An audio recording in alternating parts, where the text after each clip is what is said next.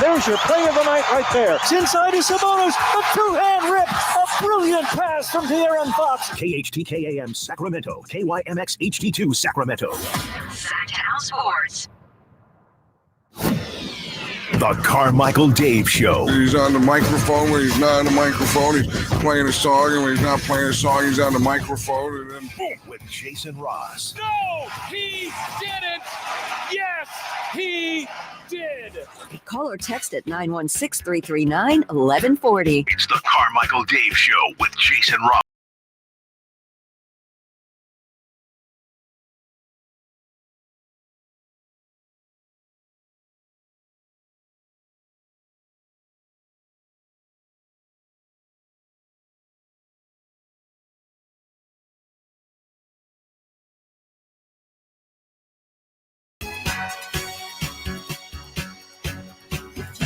Six double O. That's 6 o'clock for you kids. Carmichael Dave, Christopher Lod. Sacktown Sports starting your day. And it is so good. I'm over there before I get my coffee. So good to be with you. I brought backup today. Normally I Freshly made. Freshly made, yes. We'll get to that in just a second. Yeah, I normally am a 1-cup guy. But my little girl had her end-of-year choir performance. It's what's called show choir. So there's like dancing and, it made me really appreciate the privilege that she has and that we have, because music is a program that is dying in schools that don't have the budgets for it. And there's funding enough in her school to, basically pay the teacher. And then, there's a lot of fundraisers that are done to, help these kids get instruments if they can't. My daughter also has played trumpet for 8 years now. And then they go on these trips to, they went to like Six Flags a couple weeks ago, Disneyland earlier this year, and then they have these performances, or they'll basically do something fun surrounded by these contests they do with other schools around the state. And it's just so rewarding for them. It's they I see her, she's working so hard. She'll be in the garage. She has a little area there where she needs privacy. I don't blame her. Probably look pretty dumb trying to practice, show choir. I hate recording something in front of people. That's my job. Right. Yeah, exactly. You don't want an audience, especially when you're learning it, and also you're a teenager, so everything is embarrassing, anyways. But the amount of work these kids put in, it's annoying to. You have to drive them everywhere, but imagine, they're the ones that are doing school, then their homework, and then they do these, 2-hour practice sessions at night. And then they work for these shows, and you watch these kids, who have worked so hard, put it all out there. And it really is cool to see the development. And just, let's be honest. I've been going to, I'm sure other people can identify, have been through this.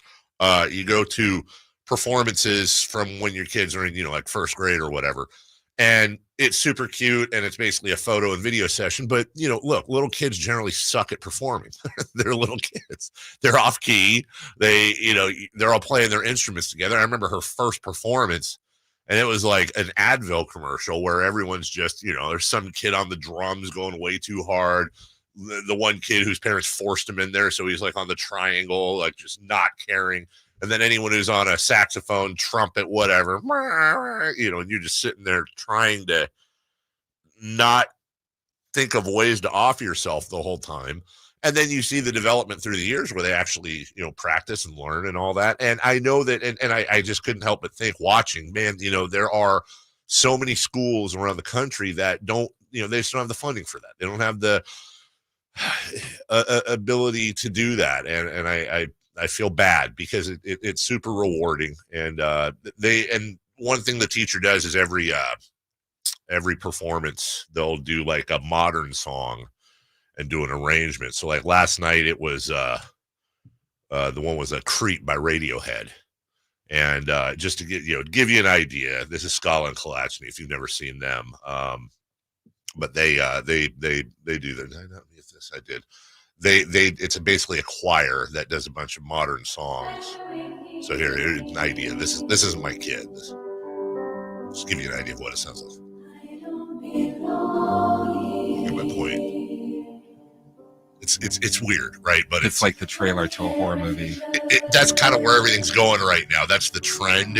Is you've got like, I actually have a playlist of this on Spotify where it's called reimagined covers. So it's like Fortunate Son by CCR, sung in this haunting way, or Black Hole Sun with this breathy sounding female vocalist that's and I like it. My favorite's probably, I think I played it on here before for highlights, but they reimagined Gangsta's Paradise and all violins and all this crazy stuff. Anyways, late night last night, I think it was just before midnight that I finally turned in, and because you got to wait for them to do their thing and blah blah blah. But I'm super proud of her, and it was cool. But then so double up on coffee today, and we'll get to that now. So yes, so I'm a gadget guy, and shockingly, and waste way too much money on stuff like that.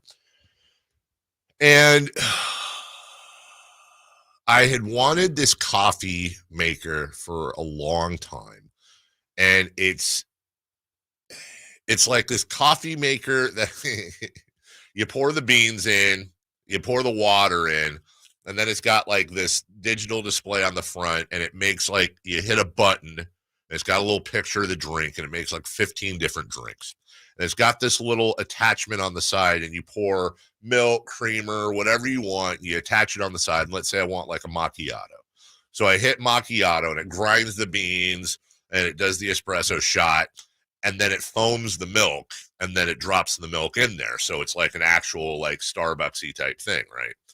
So I've had this thing for about 6 months. It's like I wanted it so bad. I finally convinced my wife to let me do it. I got it. It was like, and I'm just such a dumb consumer, because the whole time I'm like, I'll have real Starbucks style coffee drinks every morning in the comfort of my home. And then when people come over and they want something after a meal, hey, would you like a macchiato? Would you like a ristretto? Would you like a latte? Whatever you wish. It'll actually save money in the long run. 100% my pitch to my wife. Yes, it's expensive, but in the long, I even did the math. I'm like, because we don't, we're not like Starbucks people all the time, but maybe once or twice a month we'll go there, or Dutch Bros or whatever. I've never understood. I drive by one every day around 5 a.m. by my house, and without a doubt, when I leave, there's probably about 7 cars in line. And then when I drive home, I always look over, and there's about 15 cars in line at about 10:30. That's what I don't get about Dutch Brothers. It's usually like packed, like not in the morning. Right, just all day. Yeah. Well, what it is it's a sugar company. These people are addicted to caffeine and sugar, and they've got to have it, and they're sitting there for 10, 15 minutes in line, just running their cars. And these are the same people that bitch about gas prices, running their cars so that they can go pay $8 for some sugar drink that's going to tweak them out all day. I mean, they're strung out. They're definitely strung out. My wife's friends there's no one worse than them, man. They got to have it. They got to have their Dutch Bros or their Star, whatever. Anyway, I'm not here to judge. So, I'm kind of here to judge, but I'm saving money, right? But here's the problem. I get up in the morning. Now, my old coffee maker, it was just a regular drip coffee maker. You put the water in, then you put the grounds in, then you hit the button, and it has one alternate button where you can hit it if you want it extra strong. So I hit that, okay, on, and then it's got a timer. So I set the timer for 3 a.m., and by the time I walk downstairs, hey, full pot of coffee. I'm good to go. And then when my wife wakes up, she's got it for her. That's our old coffee. We still have that, right? Because my wife refuses to learn how to use the new coffee maker. With the new coffee maker, I come downstairs, I turn it on, I pick my drink, And the first, it takes about 30 seconds for the water in there to warm. It says warming up. I hit the button. Okay, now it's ready to go. And then it's grind the beans. And then it's the espresso time.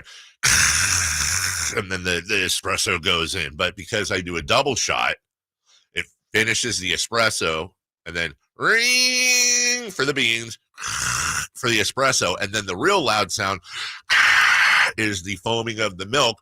The whole process takes about 3 minutes. And at that time of morning, I'm just sitting there. I got crap to do, man. So what's going on now? I now have this coffee maker I use maybe once a week on the weekends when I have the time, and I'm using the other, $30 coffee maker. And I don't want to tell you what this other one costs, dude. I'll tell you in your ear.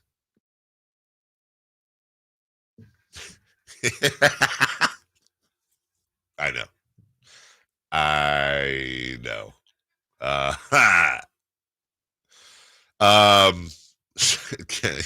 Oh man, I'm out of cash. Yeah, Chris is still laughing. Yeah, dude, it was one of those where it's like, okay. And God knows it's going to break down at some point, I'm sure. It's a Phillips coffee maker. It's gonna die.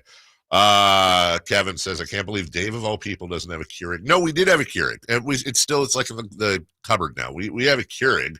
This thing's just like a Keurig on steroids. MC says, what is he snarking today? I'm sure it's snarky. Anyone with a car unlike yours, Dave, for some reason, unlike in yours is in all caps, is complaining about gas. Lucky you. Is that a shot at me having an electric car? I'm trying to understand. It's something crappy, but is that a shot at me having an electric vehicle? I don't. Sorry, I have an electric vehicle. It was cheaper than the gas vehicle I had before. You saw the car I had before this one, the black one. Yeah. That car was significantly more expensive. I think that's Teslas are so political now, but I think I've said this before. I think that's the biggest misconception about a Tesla is that they're like, oh my God, you have a Tesla. What a flex. No, I mean, there are Teslas that are flex cars. Don't get me wrong. The trucks. Yeah. The trucks and the Plaid, the P100s that have the ludicrous mode. Those are, $80,000, $100,000 cars. Dude, I bought my Model 3, I think it's a 2022 Model 3 for $25,000 at Hoblet. Like legit. That's far cheaper than my previous car. And I'm not here to say $25,000 isn't a lot of money. It's all in perspective, but when you get that and then you're saving money on the I'm gas. just messing with you. You what? I said I'm just messing with you because I was thinking like, oh no, is there a that'd spot be a here? perfect Hoblet. Yeah, I was sitting here, I'm like, do we have a break? Anyway, I will never, unless it's a specialty car, I will never go back. I'll never leave electric, dude. I love it so much. I could not recommend it more to anyone looking. But apparently, that's all. Electric cars are also political now. Like, there's like a whole. Don't get your electric car because what it costs. They say it's a larger carbon footprint than having a. Do we know that? Yeah. No, I mean, like, do we know that it is? Because of what it takes like to what make it the takes battery to power it or whatever. I mean, my goodness gracious, I don't know this stigma. It's like, come on, man, it's not a I mean, nowadays every choice you make is a political choice. I know, it's just God, and there's just like weird. You're watching the NBA, and there's just like weird Venn diagram. Have you noticed of like, and it's so crazy. It's like crypto. The Live Golf Tour, and like, there's like one other thing I'm forgetting that like that I wouldn't think would be in this segment, but it is. You almost can't do anything anymore. I was like, oh, you're doing that, are you? Oh, I see. I know how you voted. Then it's like, oh, I like the car. I like the car. I had a Bud Light. I don't know. I listen to this music. Did I get the charger for the house? Yeah, it was like $300. Had them install it, and I got solar at the house, so I'm super I'm super environmentally conscious. I have solar at the house. I charge my vehicle at the house. You know, it's you got to take accountability these days. You know, with all your don't judge anybody, man. Do what you want. We're all gonna die. This is my motto. We're all going to die. Every one of us. That's the one thing we all have in common. We're all going to die. I don't know. I have a pretty good feeling. As I reach middle age, I was thinking about this last night as we go to break. This was my go-to-bed thought last night. I was like, God, from this point on, here's what I have to look forward to. Because all my dogs were on the bed with me, and I don't know why it triggered me, but I was like, again, this is the best case scenario. This is assuming I don't get hit by a car today. I was looking at my dogs. I'm like, oh, you're all going to die in front of me. My kids are going to leave. They're all going to go off and get their own families. I'm going to begin slowing down physically and mentally. Hanging out and going to doctor's appointments is going to become a regular part of my life as my body slowly decomposes into old age. I'm going to start understanding less and less of pop culture and everything as I already am. Like, there's just not a lot to look forward to once you get to a certain point and you look ahead at like your 50s, your 60s, your 70s. You're just like, this sucks. Like, it just is really sad when you actually get into it. You're just going to decompose. Everyone around you is going to leave you or die, and then you're going to die. This is your same mentality when the Kings are up 20 points. 100%, dude. And all that's going to happen, and the Kings are never going to win. We'll take a break. When we come back, leading off, the Mavs win a thriller yesterday. We got the All-NBA team out. Celtics-Pacers game 2 tonight. And I want to talk about the WNBA, but specifically, I want to talk about Charles Barkley's comments yesterday, and I want to talk about the coverage of the WNBA. I want to talk about both sides. I had a conversation last night with a broadcaster friend on the East Coast who was complaining about covering the WNBA, and a very specific complaint that got me going. I think there's an interesting psychology going on, and it's very, very interesting to get into. We'll get into that a little bit later. Kelly Brothers, Sam Amick, Brody Brazil, all joining us today. We got a big, fat, hairy show for you. Welcome in. We'll get to it next.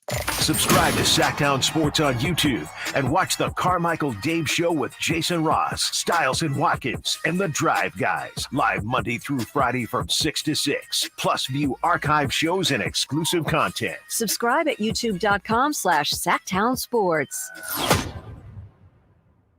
It's the Memorial Day sales event going on at Lodi Chrysler Dodge Jeep Ram. Hi folks, Leonard Harrington here, and I'm here to tell you we've got the savings, the selection, and of course the service to make Memorial Day better than ever. You know, the start of the summer is the perfect time to get into that new Ram truck, Dodge Charger, Chrysler 300, or Jeep Wrangler that you've been thinking about. And of course, there's plenty in stock to choose from. We've got the colors, the styles, and the options you've been looking for. Maybe you need service on your vehicle. From routine maintenance to major repairs, let our factory-trained service techs get you back on the road at no time at all. It's our Memorial Day sales event, so why not kick off the summer right now? Only at Lodi Chrysler Dodge Jeep Ram, right off 99 in Kettleman, and open till 9 every night and Sundays after church. Prices are better at the low price center. Lodi Chrysler Dodge Jeep Ram. Visit us at LodiCDJR.com. Let's do it. Leading off, the 3 top stories in the morning. Huge news. This is very important. Here's cut number 1. On this, Doncic got a hand on it. Irving controls. Game is over. And the Dallas Mavericks have come from behind to beat Minnesota in Game 1 of the Western Conference Finals. Yes, they have. 108-105, the final. The Mavericks skipped the roadie. Despite Minnesota being favored by, 4.5, I think we said yesterday? Well, we didn't. Vegas did. And what a game it was. 26-22 was your fourth quarter score in favor of the Mavs. That's a 4-point advantage in a 3-point win. And we'll talk a little bit today about Karl Anthony Towns and a call that maybe changed the course of the game. Basket interference on a putback. I think it was a bad call. I'd be very curious to see what that last 2-minute report looks like. But look, it was a tough call. I don't blame the refs one bit. What was weird was how quickly New York on the replay was able to overturn it. And the overhead shot, I mean, I here's what I did. I slowed it down and took a picture. And the picture I took, and I'll show you guys, let's see if you can see this on camera. Of course, this is great radio. The picture I took is directly overhead. It's over the basket. It's directly over the basket, right? Yeah, you can kind of see that, but not really. And it's right when Karl Anthony Towns' hand touches the ball. And there is an incredibly clear about a 1-inch space between the ball and the rim. Now, Campeo saying the overhead shot, it's in the cylinder. I'm looking at it right now. I'm showing you the overhead shot. As a matter of fact, I'm going to walk up to the camera here real quick. I'm going to walk up to the camera. Would you look at the show? Is this right, Chris? Go lower. Okay. Can you see it? You see the space? We can see it. Okay. You see the There's a little bit of space. And the ball. Therefore, it was a bad call. And don't let me. I want to hear about optical illusions or whatever, man. Well, the thing that's weird is they're saying like, oh, it's the right play for the refs to call because then they could go and look at it. I heard that too. Yeah, you're exactly right. Then you have to have indisputable evidence to overturn and you it. can see other views where it looks like it's over. 100%. So you kind of get screwed by that. That's the problem is when Kevin Harlan said that, I was like, oh, yeah, that is pretty smart. Yeah, because, if they don't call it, then they can't do this, that, whatever. But also, why didn't they just let it be called good and then stop play on the inbounds and then need indisputable evidence to overturn it? Why didn't they go that way then at least? Either way, I guess somebody's bitching. I don't – and Russell's saying, how is a ref on the floor supposed to call that? I hear you. Look, it was a tough play. I don't blame the refs one bit for calling it. In real time, it looked like basket interference. But when you slow it down and you pause it and you angle it correctly, which, by the way, if only there was a system where they could stop play, slow it down, stop it at the right spot, and take a look. Wait, there is, and they did that, and they still got it wrong, I think. His hand is literally... You can see when you play it, it makes contact with the ball in the screenshot I took. It's just a finger or two. His hand is on, and then he goes back and dunks it. It's pretty clear looking. So but also that doesn't mean that's why Minnesota lost. There were plenty of opportunities for them to win this ball game. And when Karl Anthony Towns goes 6 of 20, when Anthony Edwards, which by the way, this is becoming a thing. He's a stud. There's no doubt about this. He's a future superstar, probably future MVP. But he's been prone to some stinkers lately. 6 of 16 last night. He was not good in that game 7 against the Nuggets at all. He did have 11 boards and 8 assists, and he did bust his ass on defense. I really respected that. He was dead at the end of the game. He was dog tired trying to chase Kyrie Irving around. And I respect that he tried to guard their best or second best player. Anyways, more on that a little bit later. In the meantime, cut number 2, please. Cut number 2. We got Devin Booker of the Phoenix Suns, the great Stephen Curry of the Golden State Warriors, Tyrese Halliburton of the Indiana Pacers, LeBron James of the Los Angeles Lakers, and Domantas Sabonis. Well, there you go. I think so, too. Well, there you go. There you go. There's your all NBA teams are out. First team, Giannis, Luka, Shai Gilgeous, Nikola Jokic, Jason Tatum. I don't really have any issues with that whatsoever. I think they got it right. Second team, Jalen Brunson, Anthony Davis, Kevin Durant, Anthony Edwards, Kawhi Leonard. I don't necessarily have any issues with that, though I do think that Domantas Sabonis should have been second team ahead of Anthony Davis. I think he had a better year than Anthony Davis. And I could absolutely see an argument for Tyrese Halliburton being in probably over Anthony Edwards, even though Edwards came on strong late and Halliburton had some injuries. So I understand that a little bit more. Second straight year that Domantas Sabonis makes an all-NBA team. And how cool is it? Like, just for a second, how cool is it that both Domantas Sabonis and Tyrese Halliburton both made the third team? That's so cool. The guys that were traded for each other have basically had the same individual success. Obviously, Indiana's having more team success right now, but it just kind of goes to show you how rare and how cool that trade was. I will say this, though, Chris. So Domantas Sabonis got 104 total points. He had a first team vote, 16 second team, 51 third team. Tyrese Halliburton did not get a first team vote. He got 2 second team and 69 third teams. Nice.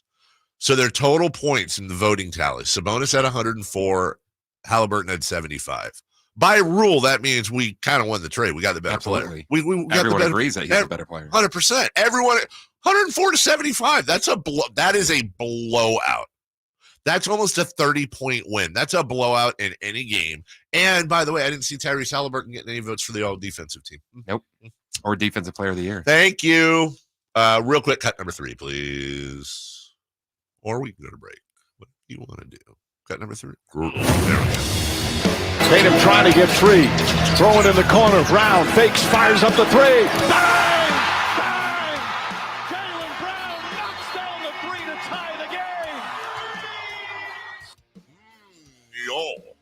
All right, Celtics Pacers tonight. We will preview that as well. We'll talk a little bit about that at 7 a.m. In the meantime, when we come back, we got a little bit of audio from the Mavs and Wolves. We'll talk more about that cat put back and just discuss the game in general. This was a great game. This is a fun game between two teams that I think are actually pretty even. We'll get to that next. De'Aaron Fox plays here. Stolen by Fox. Breakaway coming up for De'Aaron. And a simple, casual spike with the left hand.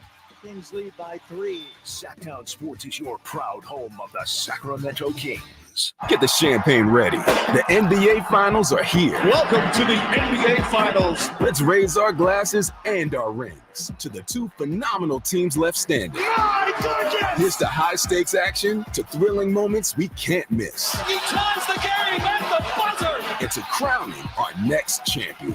Here's a toast to the NBA Finals. The 2024 NBA Finals, presented by YouTube TV, begin Thursday, June 6th on ABC. The Memorial Day Race to Savings sale is on now at Folsom Lake Honda, your one-stop Honda shop. Hurry in and save on our best selection of new Hondas. Each is priced to sell now. Folsom Lake Honda is your one-stop Honda shop for great pricing on a giant selection of new CRVs, HRVs, Ridgeline Civics, and Accords with low financing and lease options. Get to Folsom Lake Honda or go to folsomlakehonda.com. Folsom Lake Honda, yeah, your one-stop Honda shop. What is Subcontractors United? It's a list of free, pre-qualified, and licensed contractors in over 40 trades to help with your home project needs. From cabinets to heating and air to landscapers and everything in between, Subcontractors United makes finding qualified contractors free and easy with no accounts to set up. Visit subcontractorsunited.com today and experience the joy of stress-free home improvement. Save time and money at subcontractorsunited.com. Sacramento, Dirks Bentley is coming to town. Hey y'all, this is Dirks Bentley. Saturday, September 28th at Hart Health Park at Cal Expo for Country in the Park 2. And he's bringing some friends. This is Family. Take my hand, let me make you mine. It's Dasha, Kelsey Hart, and more. Saturday, September 28th at Hart Health Park at Cal Expo. Get your tickets before they sell out at CITPfest.com. Brought to you by Coors Light. Vapes and cigarettes are responsible for the excessive amount of secondhand smoke in California. From our sidewalks to our parks, restaurants, offices, and work sites, over half of Californians are at risk of being exposed to thousands of toxic chemicals. Go to secondhanddangers.org for an action plan to protect yourself and your family from toxic harm that could last a lifetime. Because even outdoors, there's no such thing as safe secondhand smoke. Sponsored by Breathe California, Sacramento region. Massive Memorial Day savings now at Maida Chevy with $12,000 off MSRP on every new Silverado half-ton 5.3 liter in stock after rebates. $12,000 off every Silverado LT 5.3 liter at Maida Chevy with at least 5 at this price. Massive Memorial Day savings up to $12,000 off MSRP exclusively at Maida Chevy at MaidaChevy.com. Sacramento Silverado headquarters. Together, let's drive. Not available with special financing, lease, and some other offers. Must trade in 2010 model year or newer and 6324. Made a great deal at Maida. I'm Ken Korak with your Green and Gold Report, brought to you by Xfinity Mobile. Connect to the most reliable 5G network nationwide. Well, it wasn't exactly a headline when the A's acquired infielder Abraham Toro from the Brewers in the offseason. After all, Toro had just 18 at-bats in the big leagues a year ago. But as we near the end of May, his emergence has become a good story. Entering the week, Toro is number 8 in the American League in batting, and also in the top 20 in hits and on-base percentage. Want more speed? Well, Xfinity just increased their internet speeds, and they're faster than ever. It's time to get more out of your internet with faster speeds from Xfinity. Now through June 21st, get 150 megabit Xfinity internet for only $19.99 a month for 12 months with a 1-year contract. That's double the speed for the same great price. Click, call, or visit a store today. Requires paperless billing and auto-pay with stored bank account. Restrictions apply. Equipment, taxes, and other charges extra. After promo, regular rates apply. Actual speeds vary.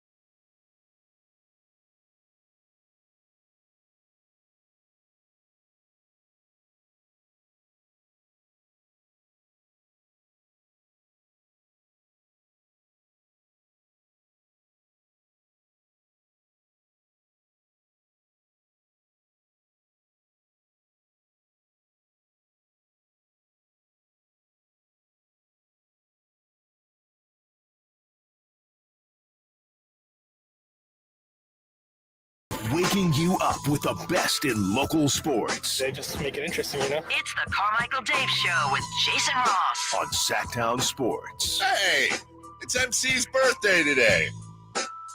Happy birthday, MC. Captain of the chat. Whee!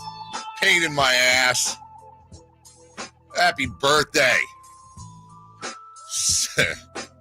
71 years old in the head. My guess is late 30s, early 40s in reality. I could be wrong. I could be way off. So to celebrate MC today, I'm going to allow whatever he wants to, whatever weird thing he wants to chat about or bring up. I'm not going to mess with him today. MC, the chat is yours. Let me see. We're going to talk Mavs-Wolves here. So maybe something about how George Soros is a wolf or something about COVID. Then safe or out, you're not safe from Pfizer, I'm thinking. Celtics Pacers. Maybe there could be the Russians are creating pacemakers that are taking you out. Let's just get all the theories out there. You want to go flat Earth, dude. You want to go vaccines. You want to go moon landing, Kennedy, all the classics, and even introduce some new ones. Today will be string across the room day, where you're connecting all the theories to celebrate MC. Today's theme is be a critical thinker, do your own research, don't trust the media. Ayahuasca, Joe Rogan, Aaron Rodgers. Let's go, baby. One day only. The floor is yours. I'm serious. I will not. You can go over. You can get as unhinged, or should I say not unhinged, actually critical thinking, and the rest of us are shills with a $sign for an S. I'm here, baby. Let's go. Conspiracy Thursday for MC's birthday. Yes. Yes. That's what MC stands for. He served our country, and we thank him for that. And I think he has something to do with that. But MC stands for massive conspiracist. I've always thought that. Free speech, baby. Make fun all you want, Dave. It's your lie. Live it well.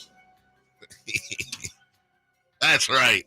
My thing is this. I don't mind any of it. I really don't. It would just be so exhausting to live that way. Just exhausting. Everything. Most things. Like you're in the grocery store and you're in the cereal aisle. And Post is big cereal. Who owns Post? It's who owns NBC. And who owns Comcast? What does it mean? What are they doing to your breakfast in the morning? That's why I eat granola only, and I make it myself from the granola I grow in the backyard, and no pesticides. It is a little scary that a lot of cereals here legally can't be sold in Europe because of isn't it because of the coloring or the whatever the bunch of stuff that we put in? You're feeding the fire here. I'm just saying.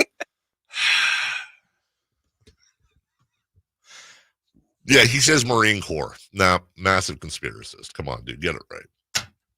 Happy birthday, buddy. Really. Many, many, many more. Minnesota, Dallas yesterday. PJ Washington, who we always wanted to be a king, he made 3-pointers. McDaniels inside. Threw it away. Doncic. Irving. Corner three for the win. Good. What a shot by Washington. What a shot by Washington. It was a great game. It was back and forth. Karl Anthony Towns. Here's the putback called off. Gobert got the inbound. Lively is on him with the handoff to Conley. Another screen. Conley with the triple. Towns! Anthony Towns! I don't think they're going to count it. Mark Davis says no basket. No basket here. Karl Anthony Towns parachuting from the rafters here. They called it no basket, but they're going to go look at it, which they can do on basket interference and goaltending in the last 2 minutes of the game. Yeah, so they immediately went to the replay, which is great. But then they immediately came back, and they were like, meh. Now, look, this isn't the hill I want to die on. You know what I'm saying? Like, it's not a hill I want to die on. Why did I say, do you know what I'm saying? I think that was pretty clear. I don't want to die on the hill and be like, no, you're all wrong. All I know is this. Go watch a video of it. Just do what I did. Go watch a video of it. The camera is directly above the basket. Slow the video down with your finger. This is high-tech stuff here. And just watch to see when Karl Anthony Towns makes first contact with the ball. If you do it like that, it's actually, again, in the context of being able to stop motion the thing, not real time. It's very difficult in real time. But if you stop motion the thing and you look right when Towns touches the ball, there's like a good inch between the ball and the rim. It's off the rim. Therefore, no basket interference by rule. I saw somebody in the chat earlier, Nick, in the chat earlier was saying, it's an optical illusion. No, it's not. You can't have an optical illusion when the camera is directly above the basket. And you can see the blue in the key clearly, not a sliver, a good finger's worth, depending on your fat fingers, a good finger's worth of blue in the key between the ball and the rim. I thought it was a bad call. I'd be very curious to see what the they do last 2 minutes. Yeah, they do last 2 minutes for the playoffs. Yeah. Very, very curious to see what the last 2 minute report says. Also, I'm not entirely sure. Is that a last 2 minute report call? Is that something they'd include, or is it just fouls? I don't know. I guess we'll find out. Luka Doncic is impossible to guard. With McDaniels there. Shot clock at 7. Luka will make a move. What's it rip? Doncic puts it in. 4-point Dallas this lead. Just unguardable, dude. And it really does suck, man, in a sense, because I love the NBA. I love great players. I love watching stuff happen. I love these playoffs. I'm enjoying them. Maybe it's just my own sick head. I'm sorry, but I'll be watching the game. And you ever see like the videos out there where it shows a couple of guinea pigs eating lettuce together, and then all of a sudden one stops and just kind of looks off in the distance. He just stops chewing, and he looks off in the distance. And some people have edited the video when the guinea pig stops chewing, and you hear the "Hello, darkness, my old friend," as this hamster is like looking off. Like, I'm kind of that hamster eating lettuce, like enjoying the playoffs, enjoying the game. And then Luka does a play like that, and I just kind of have this little mini existential crisis where I go, God, we drafted Bagley.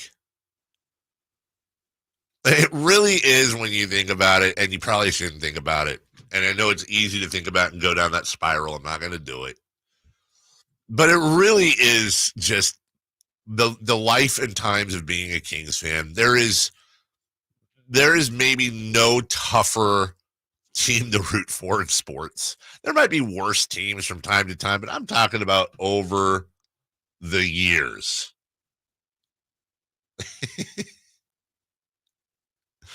I'm just talking about over the years, man. Like, we're sitting here watching the playoffs, and it's down to 4 teams. And one of them is led by a top 4 player in the league in Luka Doncic.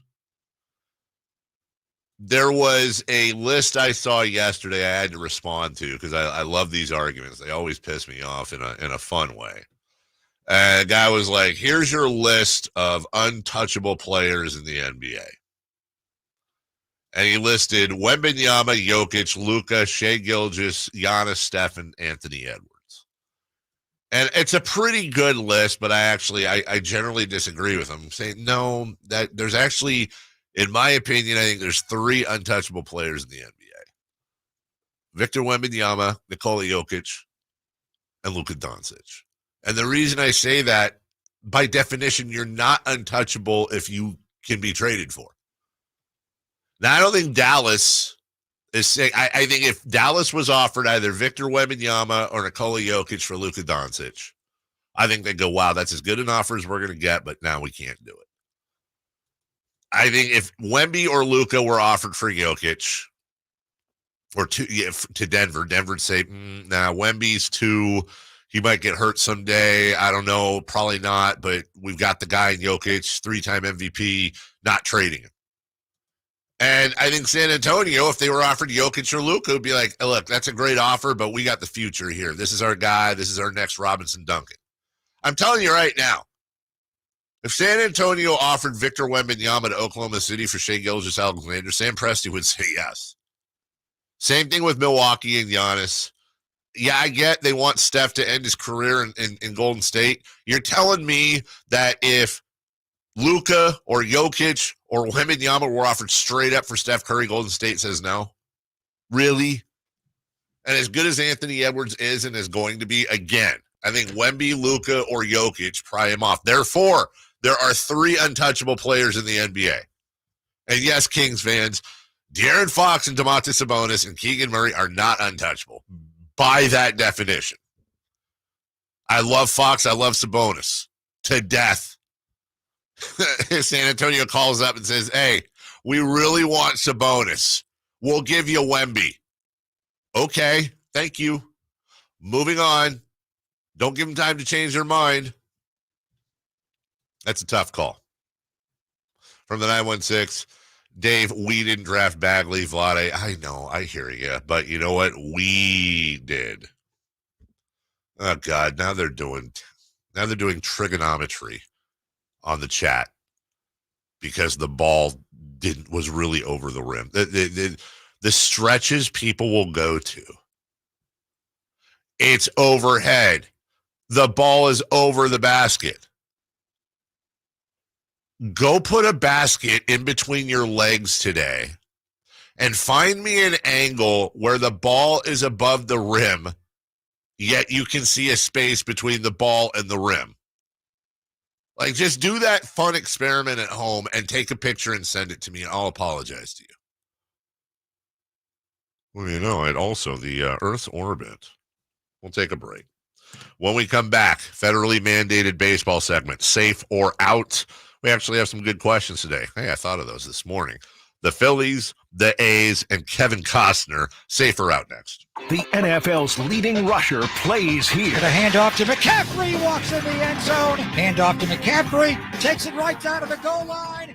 He does his thing again. McCaffrey goes in motion right. Backwards pass led by Juszczyk. A block there. Hurdles a man. 10, 5, touchdown! CMC!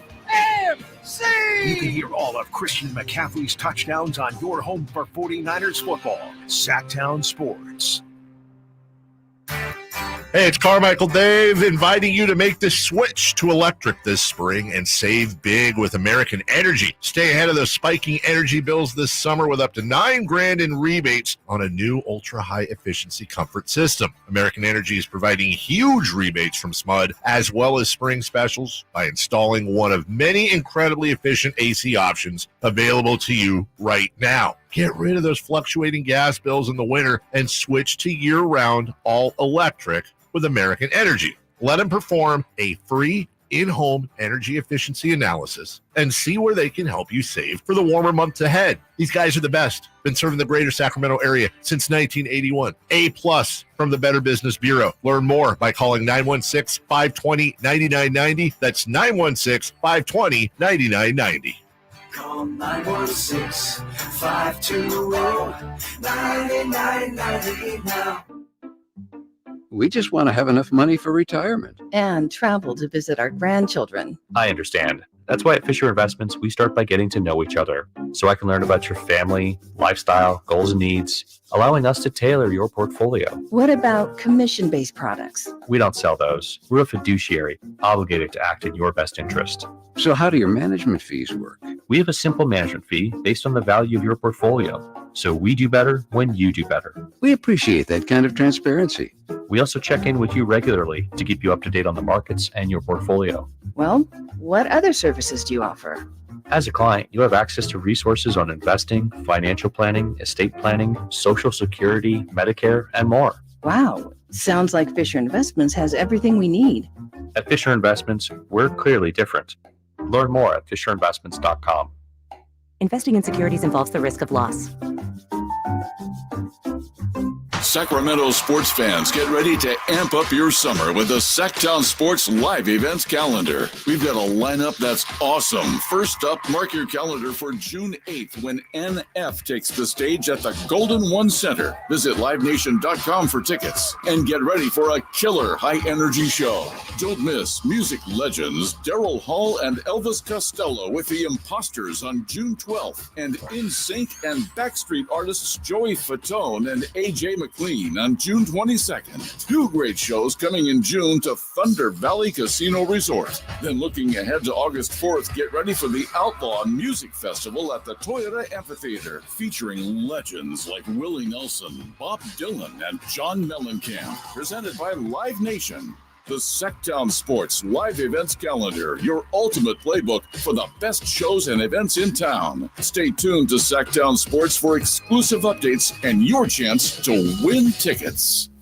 We all have some things from the past that we might regret, or better yet, might like to get rid of. I'm talking about that mistake you made years ago that still may be haunting you. How great would it be if that could be expunged and gone? Poof, just like that. But where do you go for something like that? Try the Gonzalez Law Offices. Jonathan Gonzalez is right here in downtown Sacramento, and he's here for you. Maybe you need someone for wrongful termination. Again, the Gonzalez Law Offices. Go to saclegaldefense.com or call them at 916-304-9187. The Summer Starts Here sales event is on now through Memorial Day at your Toyota dealer. Hit the road in a brand new Toyota truck and explore new trails on any terrain.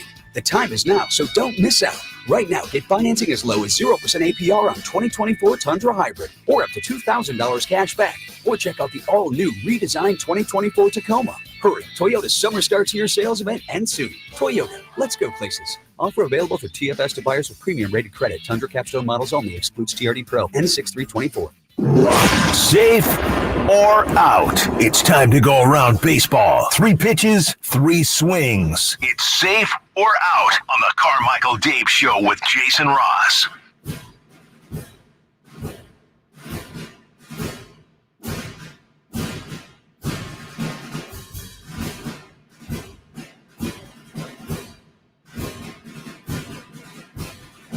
Just talking with the people down the hall. I guess there's another one of those studies that the radio stations do internally on the way of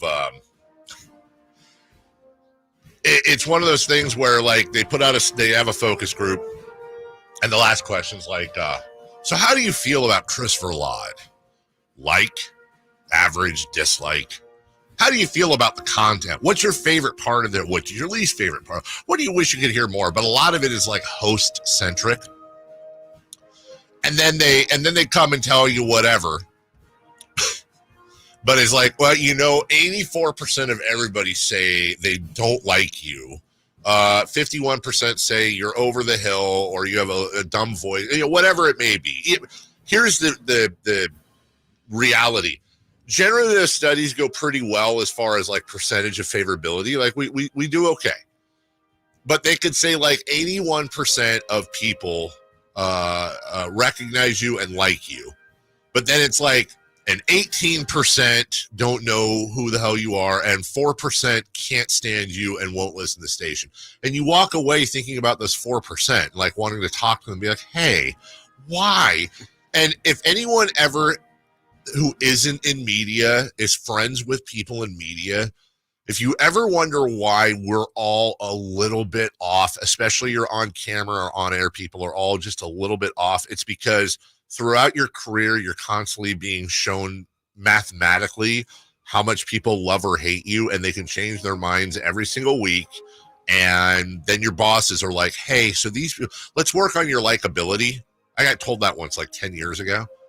And I'm like, how? I don't know how do you, what? So you just got to be yourself and just not care. But everyone cares because we're all. Would you be able to do one of those things where you're behind the mirror while everyone's talking? Oh, about you? God, no, because I'd be like the Kool-Aid man crashing through the mirror. What do you mean you don't like the stories? That was one time. That was one time. You're exaggerating, and I didn't even say that other thing. It'd be great to have MC in one of those focus groups. I don't know, here's my issues. 1, 2, 3, 4, 5. I'd crash right through that window, man. I can't handle it. People are always like, I don't read this stuff. I don't read social media. I can't. I don't, criticism. No, I read it all, and I hate it, and it bothers me, and it hurts my feelings. Safer cut number 1, question 1. People think you're joking, but you're being very honest. You know I'm being honest. I read it all. I read Reddit, Facebook, social media. No, I read it all. I'm not like name searching, but I'm reading everything. And if I see my name, of course, I'm going to be like, oh, what's that all about? And there'll be like 2 guys that are like, he's a big fat blowhard. He doesn't represent me. I wish he'd just die. I'm like, oh, God. It could be 90 people saying nice things, and the 2 people that say the bad things, I'm like, I'm a terrible dad. Why do I even have this job? Yeah. Number 1. The Phillies are off to the best start since the 2001 Mariners. Safe or out, they should be the World Series favorites. Man, they are on the way to that being safe. My God, what a start by them. I know we've talked about them a couple times this week, but this is maybe the best story in baseball right now. I don't care about the Phillies. I got no dog in the fight. And it's not like there's some small market scrappy team. 36-14. They've won 5 in a row. Best start since the Mariners 23 years ago. Now, it's key to remember the Mariners did not win the title that year. We see this a lot, and there's a lot of baseball left. Oh, by the way, they're 36-14. The Dodgers are 33-19. It's not like there's this gulf between them. I'm going to say out. It's the Dodgers until the Dodgers are beat. They are the favorites in baseball, but boy, the Phillies are off to a great start. Number 2.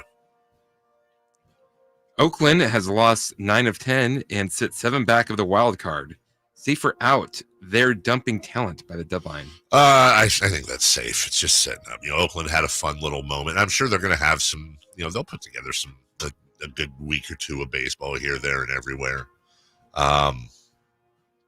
But it's Oakland. It's John Fisher. This is again, it is his play toy.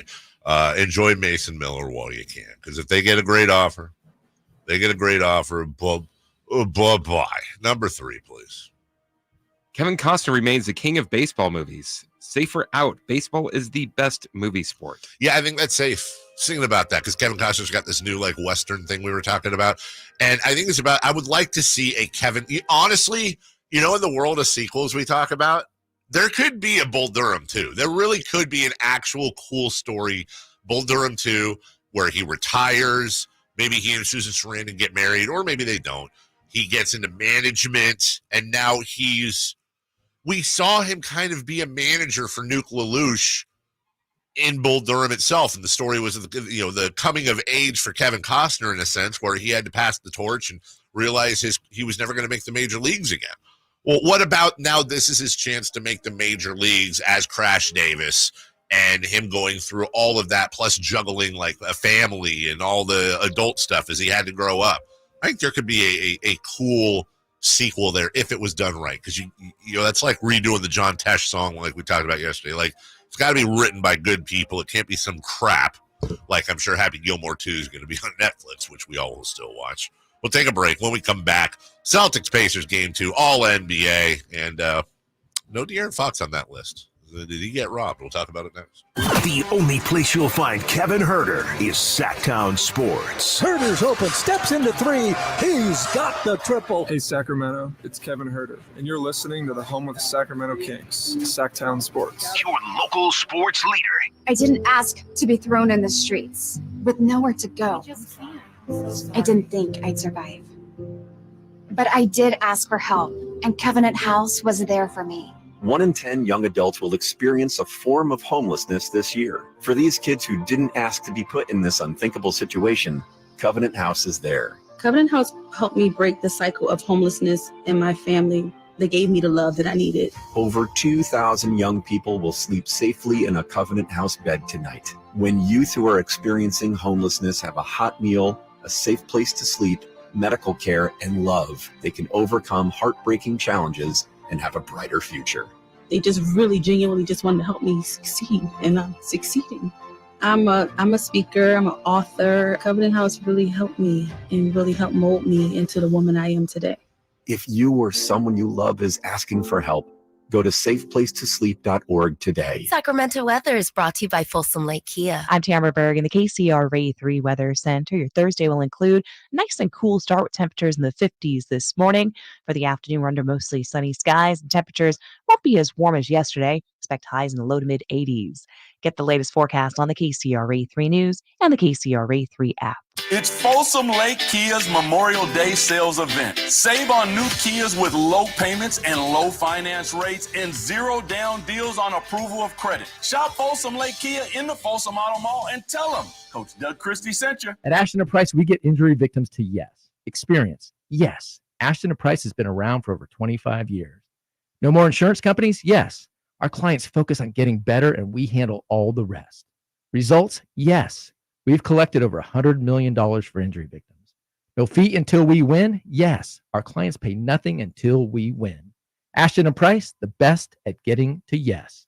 Remember, for the best advice, don't think twice. Call Ashton & Price. What is Subcontractors United?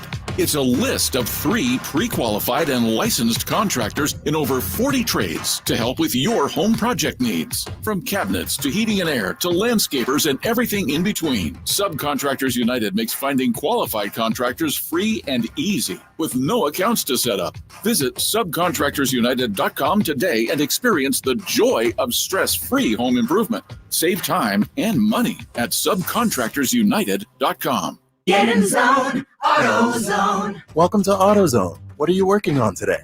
Brakes? We can save you 15% on that. We have OE quality Duralast brake pads and rotors in stock, ready for pickup or delivery. We also have calipers, brake fluid, tools, and anything else you'll need to do the job right. When you get Duralast pads and rotors together, you'll save 15%. It's just part of what makes us America's #1 brakes destination. Get in the zone, AutoZone. Why choose a Sleep Number smart bed? Can I make my side softer? Can I make my side firmer whenever I want? Can we sleep cooler? Sleep Number does that. Cools up to 8 times faster and lets you choose your ideal comfort on either side. 94% of Sleep Number smart sleepers report better sleep. And now during our Memorial Day sale, save 50% on the Sleep Number limited edition smart bed plus free home delivery when you add any base. Ends Memorial Day. To find a store near you, visit sleepnumber.com.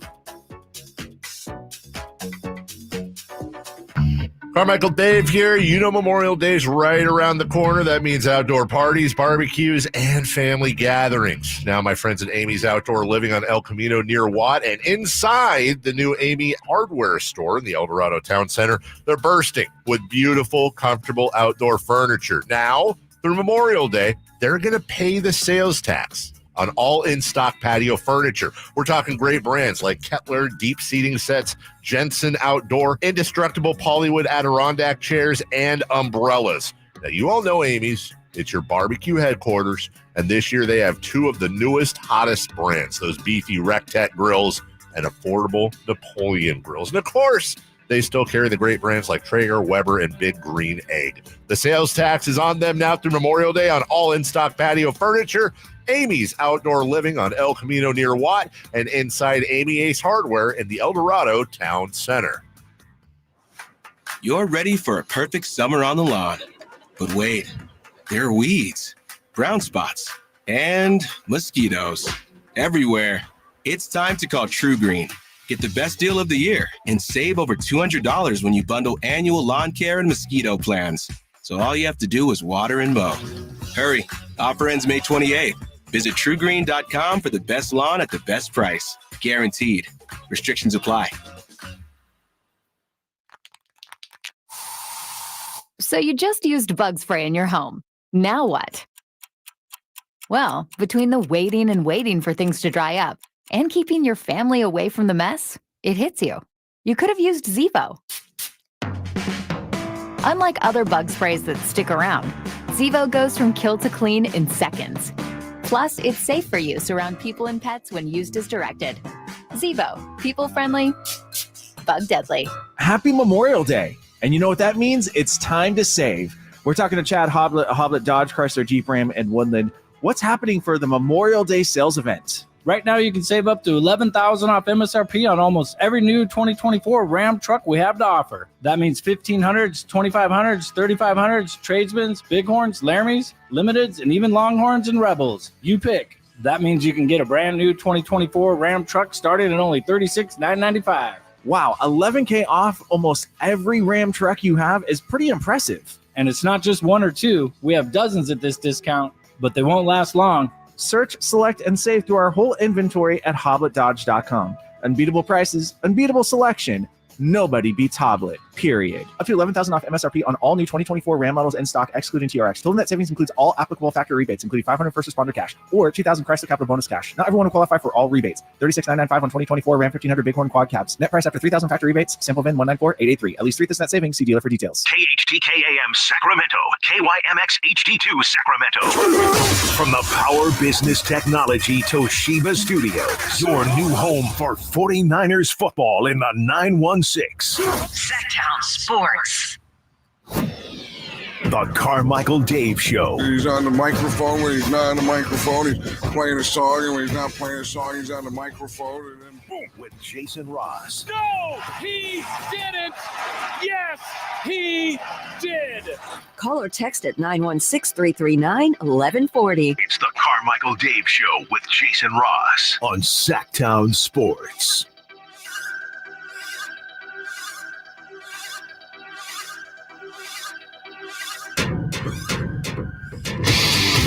I had one of my good friends make fun of me last week, and I forgot about this because when the weather starts warming up, you know, I'll put like music on in the backyard and just sit out there, just watch TV, hang out outside, whatever.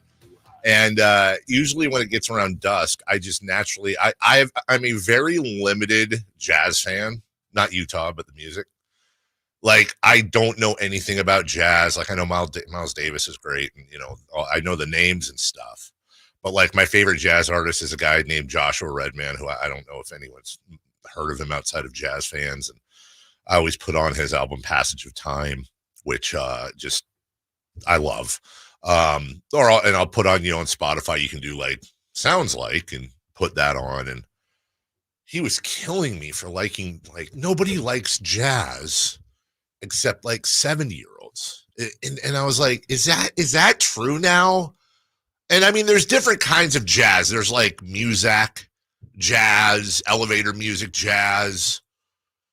I like the chill jazz. But I think you evolve to a point where it's like, yeah, hip hop and rock and all that. Like, I love those, and I'll listen to some country and whatever. I just like good songs that I like. But I'll put on, like, you're gonna laugh, but like I'll put on I have a whole playlist I made of Mexican classical guitar, like not like the crazy flamenco style, but like you're chilling on a beach. It's like, the I don't even know how to describe it. And it's just like the guitar. Is it like coffee shop, Latin America coffee shop?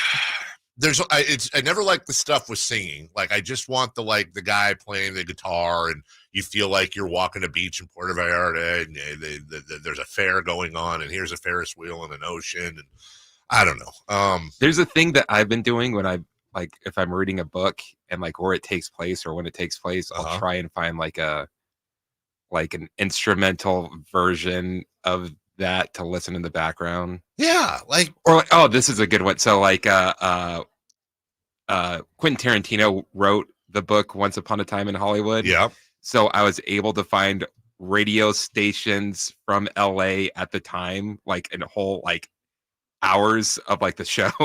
Really? To listen to the background. I just kind of felt like it kind of put you in the mood. Yeah. It put you in the mood. And I wonder, we all don't know. And we'll get to, I know I'm ADDing right now. We'll get to the Celtics and Pacers in a second here.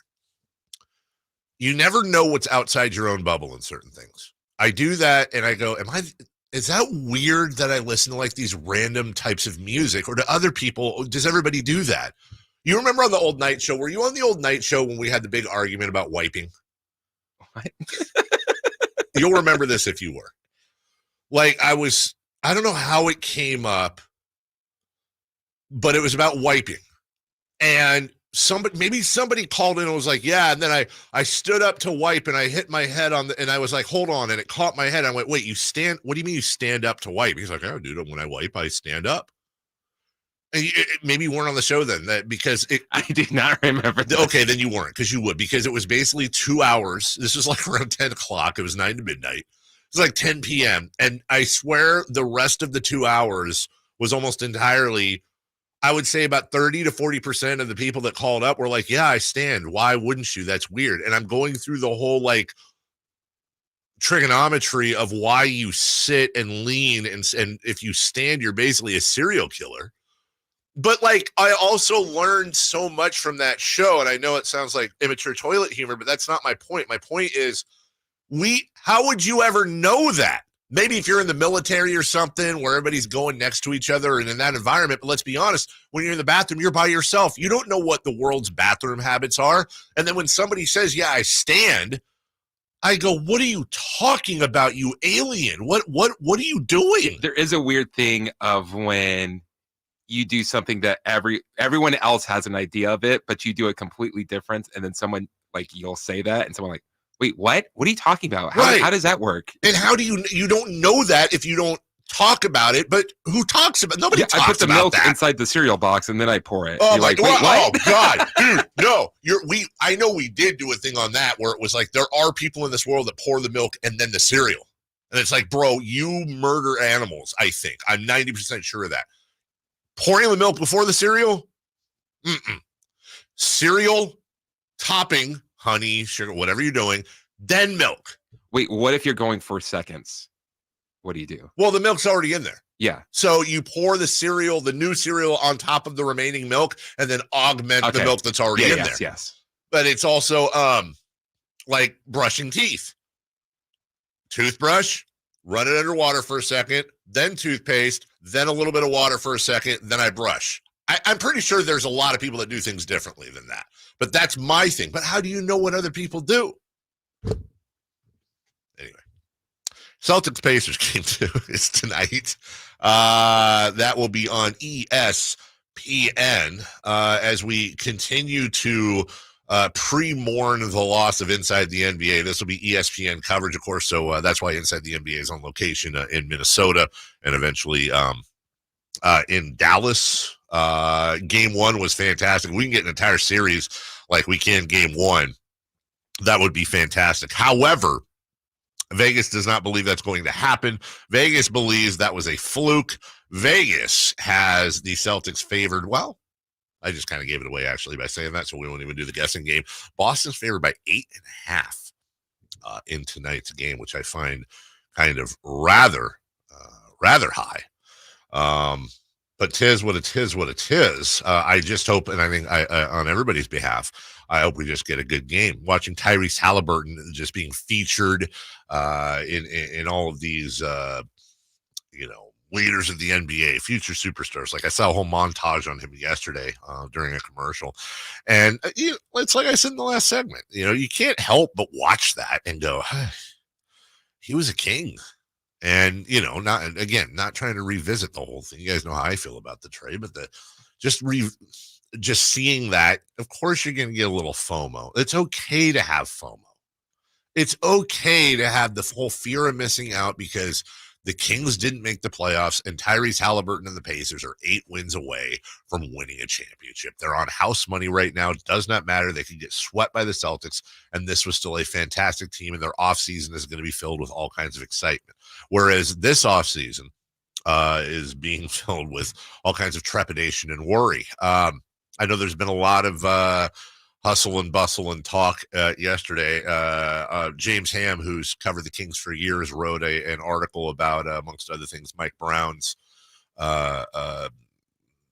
situation and all that. And I hope I'm going to get it right. There was a line in there that was basically, I'm paraphrasing, but said the Kings didn't make the playoffs last year after making it the year before.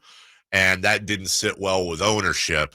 And then a couple of, Twitter accounts and national publications took that as ownership is unhappy with Mike Brown, which was just stupid and a leap.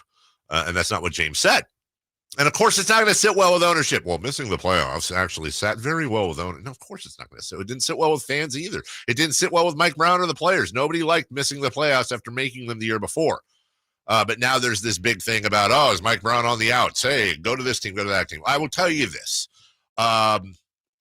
Mike Brown, I will tell you right now, Mike Brown is almost, I would say I am 98% sure based on sourced information that Coach Mike Brown will sign an extension this summer, and it will probably be somewhere in the 3-year $30 to 3-year $33 million range with a probably a mutual opt-out for a 4th year. I'm not entirely sure on what that 4th year is going to be, but they're going to give him an extension, and it's going to be around $10-11 million a year. From everything I hear, they're incredibly close on that, and it's more of a when, not an if. So, stranger things have happened. Don't get me wrong. It's never official until it's signed, but I feel absolutely comfortable in saying that is all but a done deal and will not lead into next season. So that's a little bit of good news.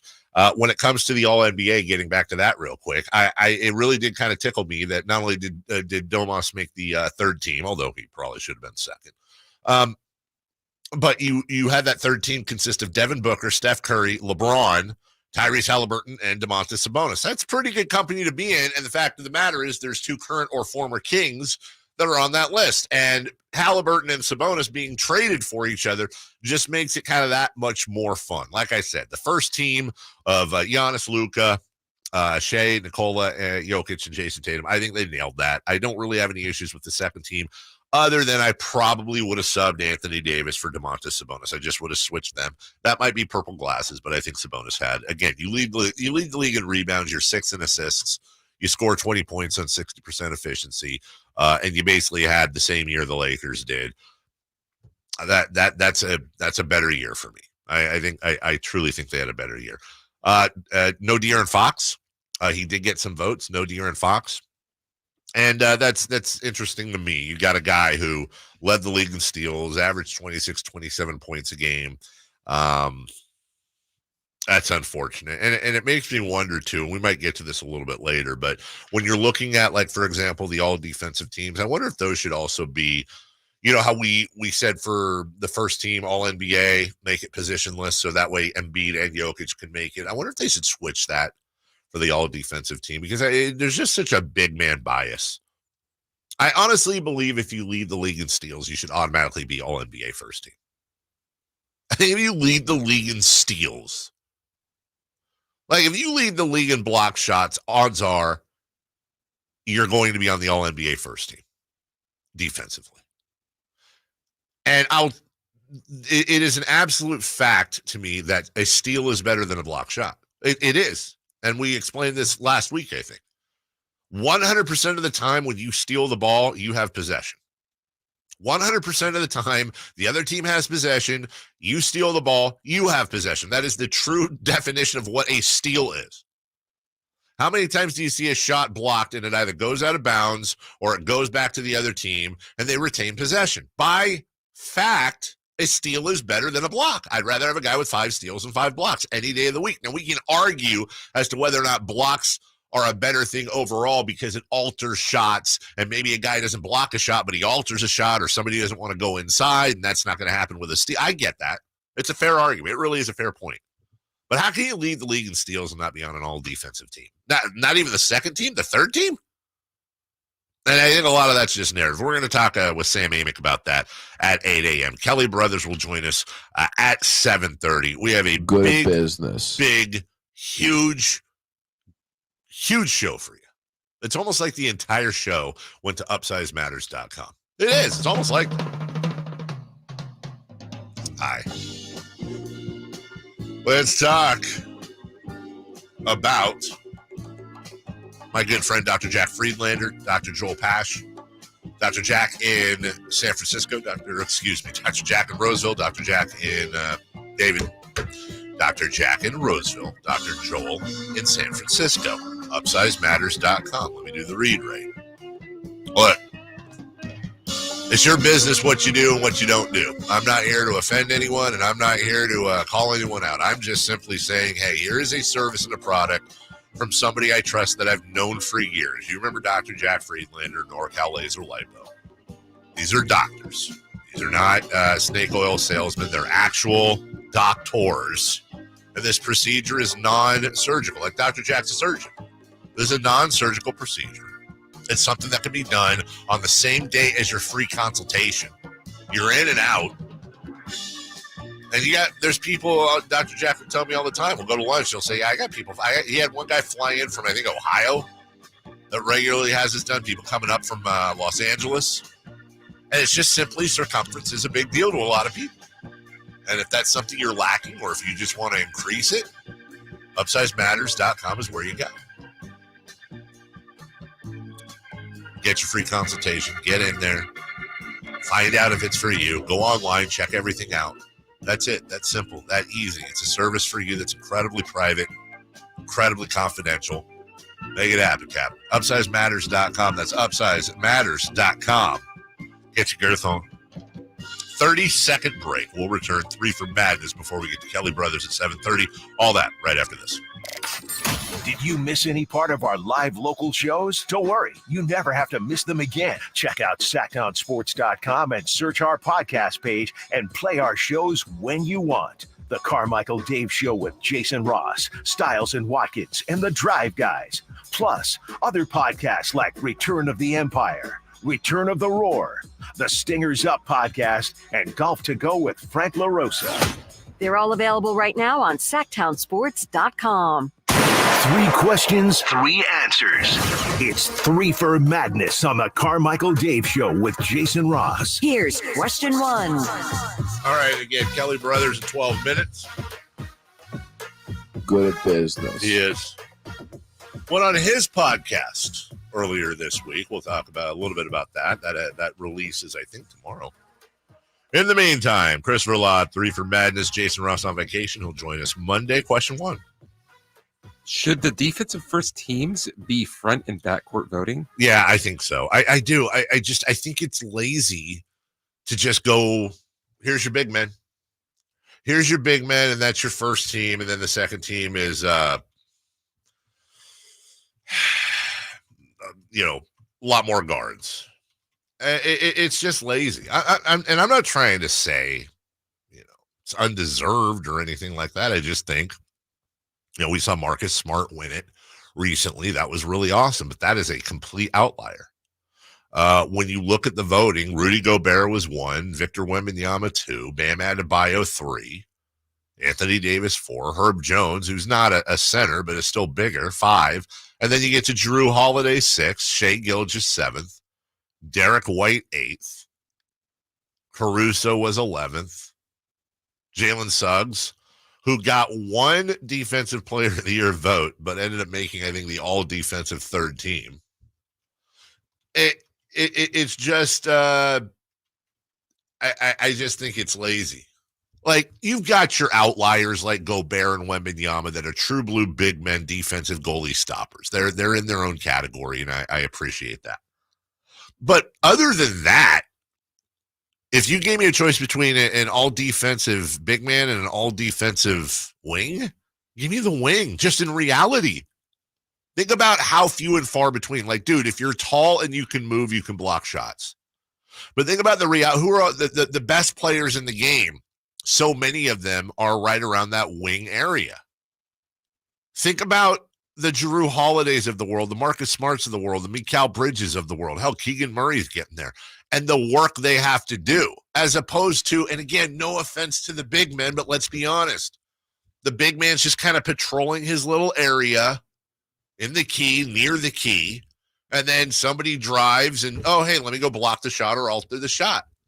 That's not as much of a defensive assignment, in my opinion, as it is somebody like Anthony Edwards last night, who was dog-tired late in the fourth quarter, who had been chasing Kyrie Irving all around. You're telling me that chasing around and effectively guarding Steph Curry is not as tough a defensive assignment as Rudy Gobert patrolling the key? I don't believe that. From a cardio standpoint, an athletic standpoint, a basketball IQ standpoint, a footwork standpoint. But we'll talk to Sam about this at 8 a.m. And I'm very curious what his criteria is as a voter when he goes with the Defensive Player of the Year and the defensive first, second, third teams. Number 2, please. Question 2. Did the Wolves get screwed last night? Did the Wolves get screwed last night? Oh, sorry. I heard the Wolves, and even though I wrote the question, I didn't. Yeah. I think they got screwed on that play. I think after further review. Oh, Christopher Ladd, we have breaking news, please. My goodness gracious, this just came across the wire. What do you know? When it breaks, We have it first. it's Sacktown Sports breaking news. I'm surprised by this. JB Bickerstaff has been fired by the Cleveland Cavaliers. He led the Cavs to the conference semifinals and won 99 regular season games over the past 2 years. But the Cavs are making changes in hopes of advancing deeper. That's interesting. We talked yesterday about the fact that Dan Gilbert, reports say, was going to be more involved in personnel decisions this summer, as it's a very big summer with Jared Allen being perhaps on the move, duplicating Evan Mobley's money in position. I think Darius Garland is in the fray, and then obviously Donovan Mitchell's extension. This smells very much like an owner-involved decision, but also, it is MC's birthday, so let's go conspiracy theory time that I'll participate in. It makes you wonder. You have to ask the question now irresponsibly on radio. If they're trying to re-sign Donovan Mitchell, how did Donovan Mitchell and JB Bickerstaff get along? This is today's NBA. Now, maybe there's nothing to it. Maybe they were the best of friends. And I lean more towards that. But it does make you wonder, why would you fire a coach? Why would you fire a coach that's averaged almost exactly 50 wins over the last 2 years and supervised this kind of rebuild that Cleveland's gone through? I mean, they ran into the Boston Celtics. They're not there yet. Was that on J.B. Bickerstaff? They had a ton of injuries, postseason and regular season. Was that on J.B. Bickerstaff? But you fire him going into the offseason? That stinks of owner involvement and or not an Ime Udoka. Obviously, that was a whole different thing. But remember, everybody was shocked about Ime Udoka, and before you found out what really happened, it was, oh, he must not be getting along with players. I'll tell you, the better comparison is it stinks of Adrian Griffin with the Bucks.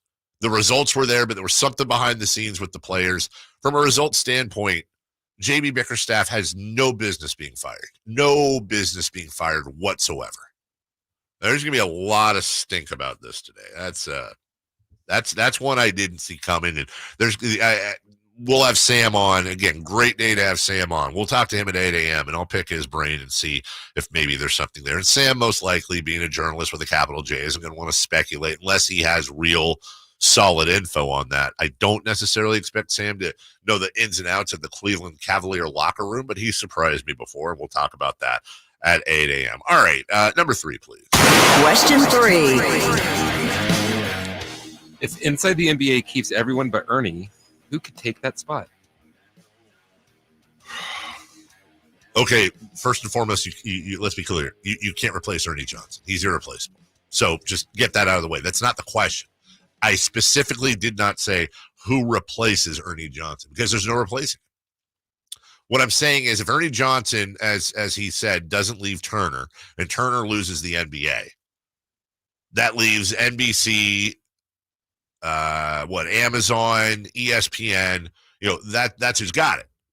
So if one of those decide to grab Charles and Shaq and Kenny and Ernie doesn't leave, whoever they put in Ernie's place, I guess would be the proper way to say, they're going to get killed because they're not Ernie. So the question is, who would be the best suited for that job? Who's not named Ernie Johnson? I saw a clip from a few years ago. It was Greg Gumbel with Kenny and Charles. It was NCAA coverage because they switch over for that. Clark Kellogg was there too. I think Greg Gumbel would actually be pretty decent. I think it needs to be somebody like that, a name that everybody knows, a name that has pretty universal respect both in the industry and amongst fans, and somebody who is absolutely happy just teeing these guys up, letting them go, but who also has their respect enough to be able to kind of control and guide the environment, who is able to make peaceful decisions in the storm of chaos, which is what that show is, what Ernie does so well. He may not be a Gumbel fan on his own, but I'm talking about the way his chemistry is with these guys in the times I've seen on the college side. But again, he'd probably have to leave his network too. I'm saying a Greg Gumbel type, and there aren't a lot of Greg Gumbel types. All right, we'll take a break. When we come back, sports business with Kelly Brothers. And Kelly's job, really, one of them is saving people money, making them money. So I think he has a lot in common with my guys in American Energy Heating and Air, because that's what they're trying to do. They're trying to save you money constantly, and they have me bring you their latest deals. And their latest deal is just piggybacking on a deal that's out there a lot of people don't know. You can get up to $9,000 in rebates. That's rebate back to you for putting in a high efficiency home comfort system. And they got plenty to choose from. And if you've ever gone through something and tried to do rebates, it's a process, man. You got to have the UPC code and sign forms and take a picture and provide a hair sample, and they'll do everything for you. They do it all the time. They know the paperwork like the back of their hand, and they'll make sure you get each and every penny. They know every shortcut. They know every state law, state rebate, SMUD rebate, PG&E rebate. They know this. you're not only going to save money with your bills, and you're going to get rid of those fluctuating PG&E prices by going to electric year-round. Imagine tying that in with your solar as well, and everything's electric. You don't have to screw around with PG&E anymore. Who wants PG&E? 916-520-9990. It's 916-520-9990 or AmericanEnergyAir.com. American Energy, making the uncomfortable comfortable. He's good at business. Kelly Brothers. They'll join us next. What's the missing piece for the 49ers? Which names will they add during free agency? Whether it's in season or off season, the coverage never stops. Get the latest 49ers news on Sacktown Sports at sacktownsports.com. Sacramento weather is brought to you by Roseville Auto Mall. I'm Tamara Berg in the KCRA 3 Weather Center. Your Thursday will include a nice and cool start with temperatures in the 50s this morning. For the afternoon, we're under mostly sunny skies and temperatures won't be as warm as yesterday. Expect highs in the low to mid 80s. Get the latest forecast on the KCRA 3 News and the KCRA 3 app. This Memorial Day, the Roseville Auto Mall invites you to experience the thrill of saving like never before. 17 dealerships and thousands of vehicles all in one location. The giant Memorial Day sale at the Roseville Auto Mall at the intersection of savings and satisfaction. The IRS finally caught up with Louie. I hadn't paid my taxes in 8 years. I owe the IRS a lot of money. Louie was in deep trouble. We're going to take your house, put a lien on your bank account, garnish your pay. They don't care. They're going to take your paycheck. Louie found out about Optima Tax Relief, the leading tax resolution firm. A+ rated by the Better Business Bureau, they've resolved over $1 billion for their clients. Optima Tax, they help me. They calm me down. They make me feel comfortable, and I trust them. Louie has a lot to be thankful for. I don't owe the IRS anymore, and I'm able to live a comfortable life, a lot better life. It was because of Optima Tax. For tax help you can trust, call Optima now for a free consultation. Take it from Louie. If you owe the IRS, don't go it alone. Give Optima Tax a call. They can help you. Call 800-343-6460. 800-343-6460. 800-343-6460. Optima Tax Relief. Testimonial from an actual client. Some restrictions apply. For complete details, please visit OptimaTaxRelief.com. Sacramento, Dirk Bentley is coming to town. Hey, y'all, this is Dirk Bentley. Saturday, September 28th at Hart Health Park at Cal Expo for Country in the Park 2. And he's bringing some friends. This is Farmer. Take my hand, let me make you mine. Paige Dasha. Kelsey Hart, and more. Saturday, September 28th at Hart Health Park at Cal Expo. Get your tickets before they sell out at CITPFest.com. Brought to you by Coors Light. Joining us now on Sports Sense, certified financial planner Kelly Brothers. Kelly is an advisor with Trust, one of the nation's largest registered investment advisors. Trust counts among its clients numerous pro athletes and pro sports franchises, but most importantly serves many Northern Californians through comprehensive planning. Here's Kelly Brothers. Hey, my dad's favorite segment and yours. Kelly Brothers joining us from his studios. And long time no see, Kelly. Dave, did you get a haircut? You look built for speed today, I'll tell you. I did. I got a haircut and good. Looks good. Thank you. Although I got to be honest, I think they screwed it up, and it's not just my face. There are these little like marks on either side, and they're not even. I think it was very busy when I went in. I don't do the specialty hair places. I do the get in, get out style, and I think either somebody had low blood sugar and had a bit of a tremor, or they got distracted by a bumblebee. But you know what, Kelly? It's a talking point. I appreciate that. How are you?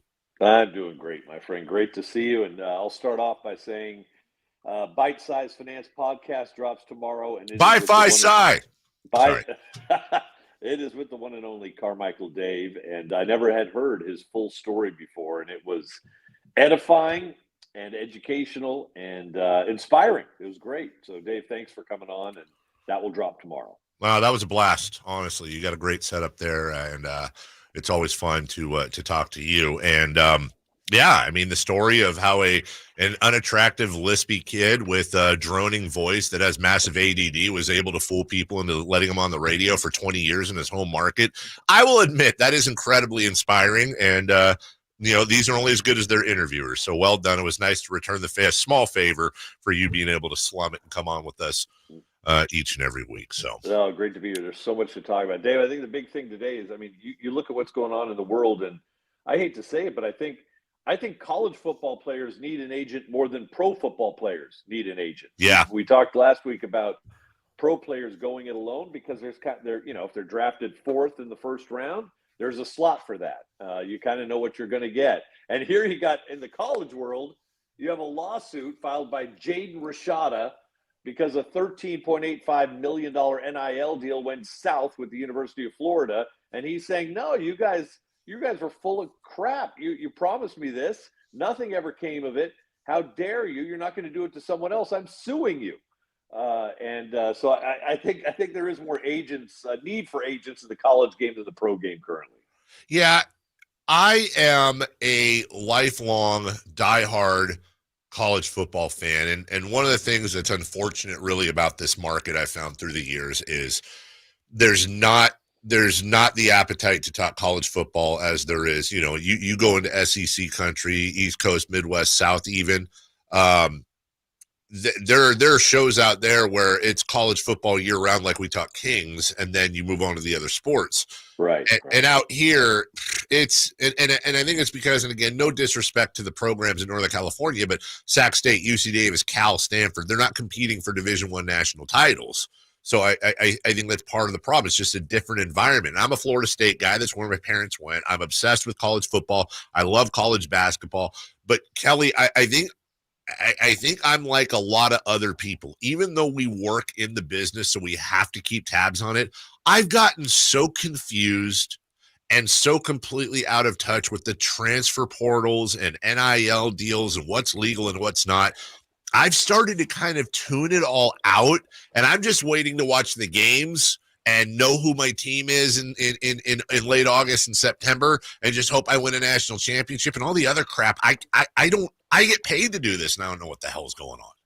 Well, I know, but it changes so fast. I mean, even Fox coming out with a Friday night lineup.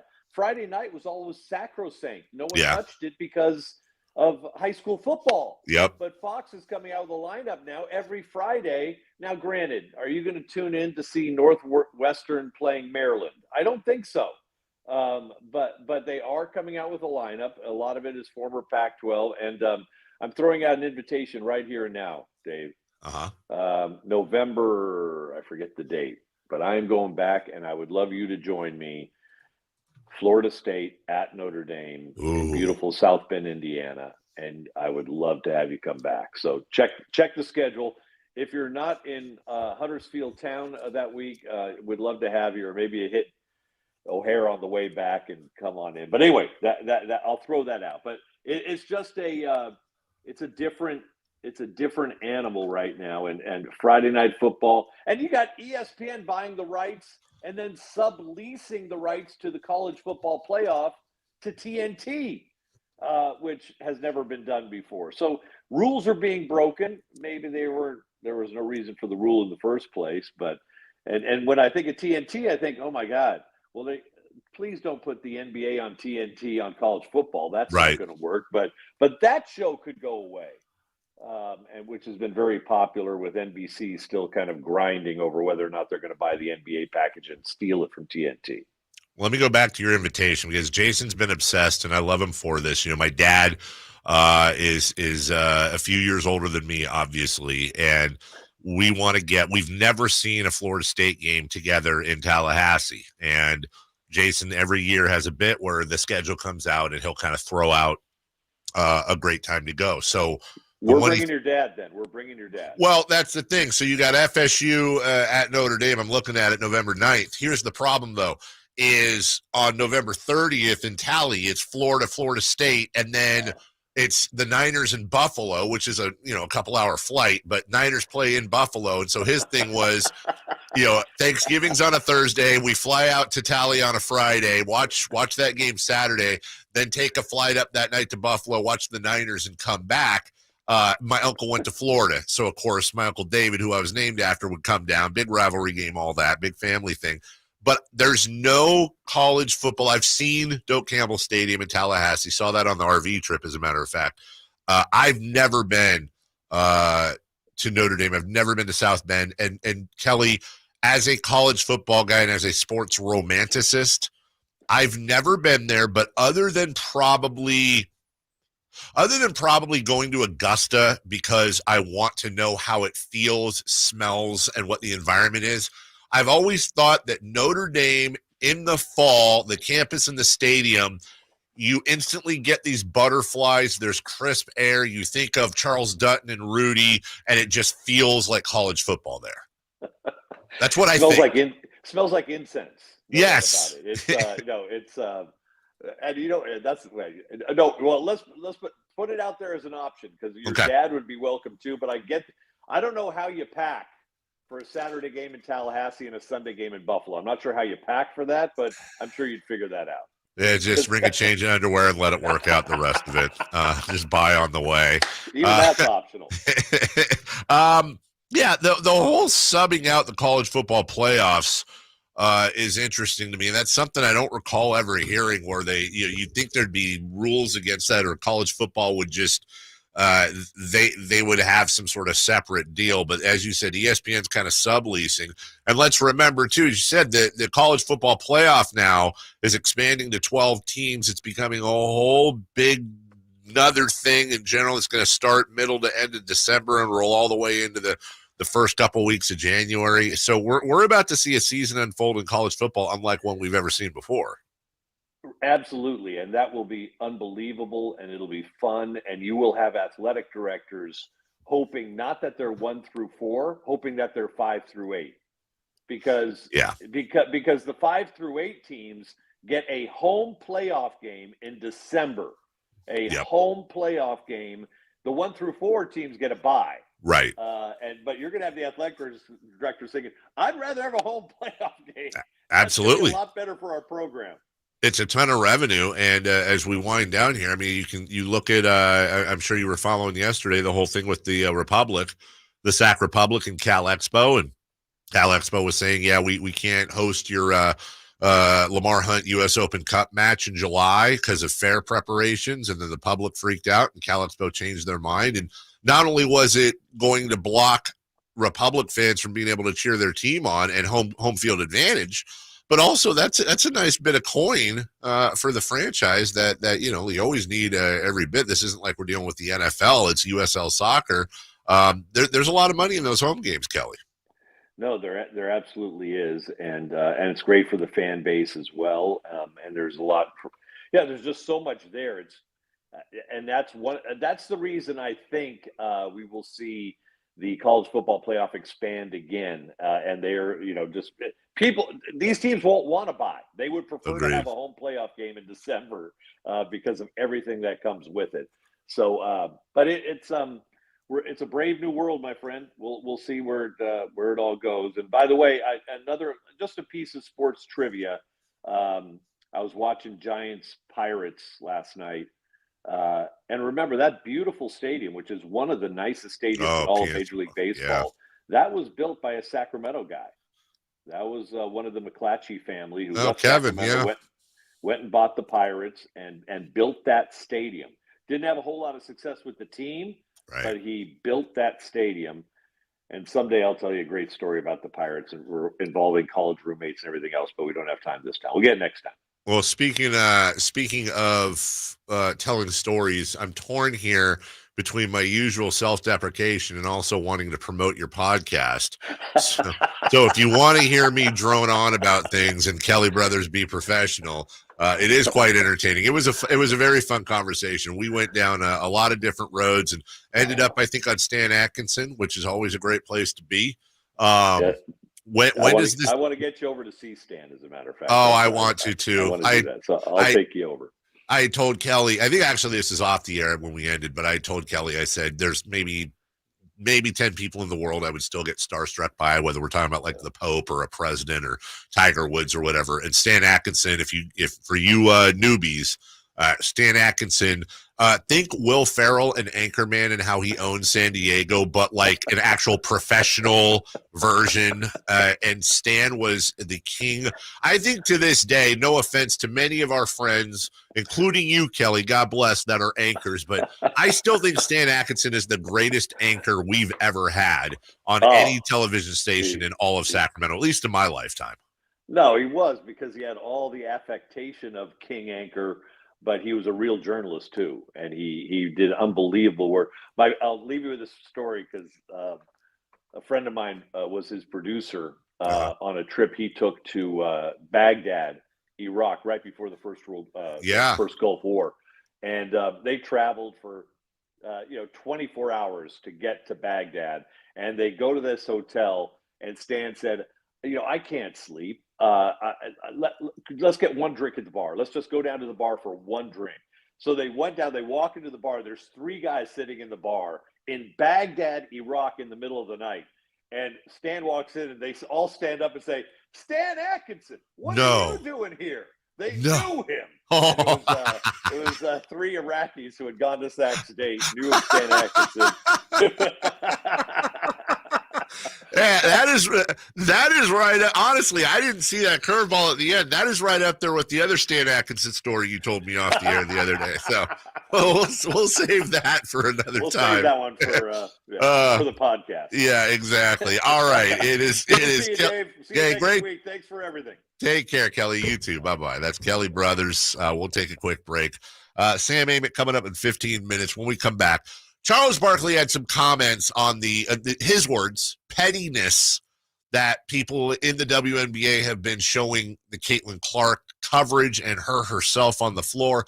He had some words I want to play for you. A conversation I had with a friend of mine, an East Coast broadcaster, about covering the WNBA, and what I think is a very interesting dynamic that's forming as the WNBA enters the mainstream more and more and more each week. We'll get to that next. On the move?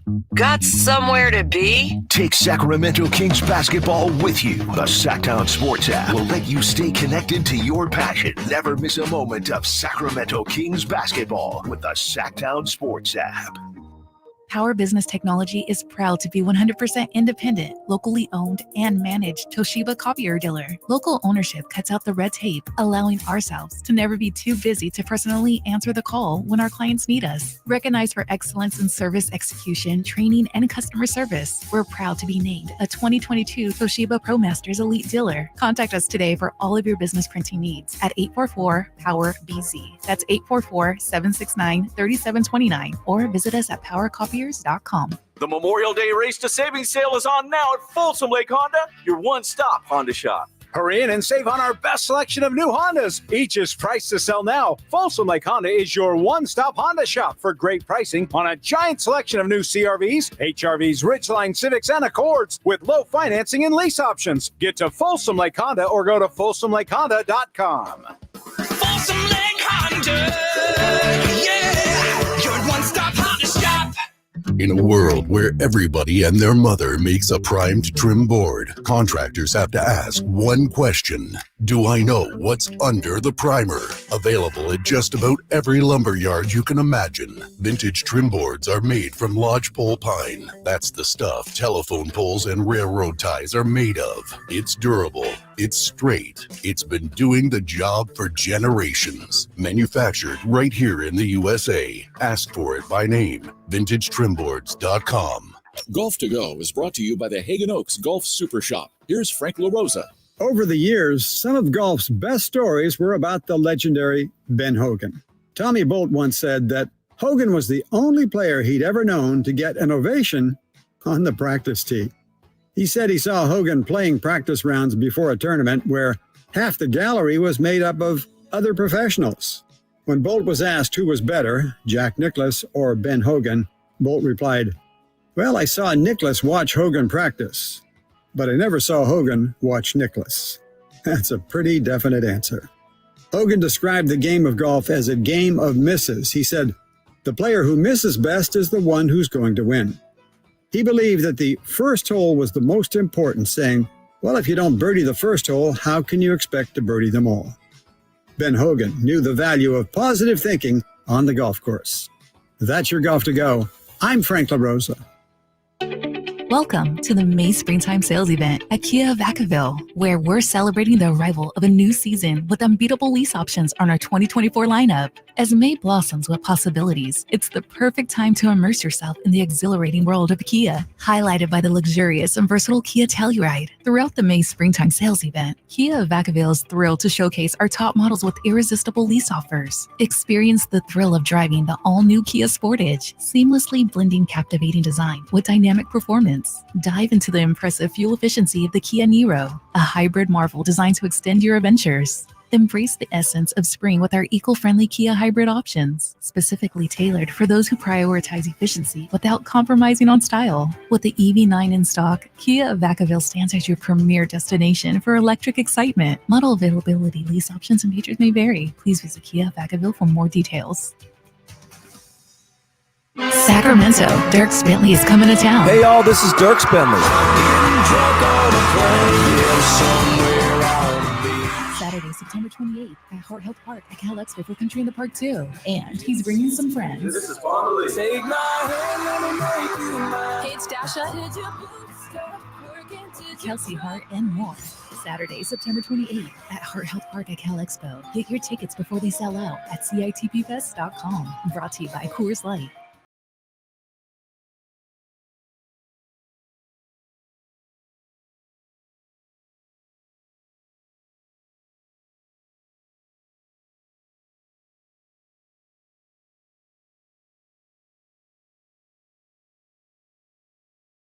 And local. The Carmichael Dave Show with Jason Ross.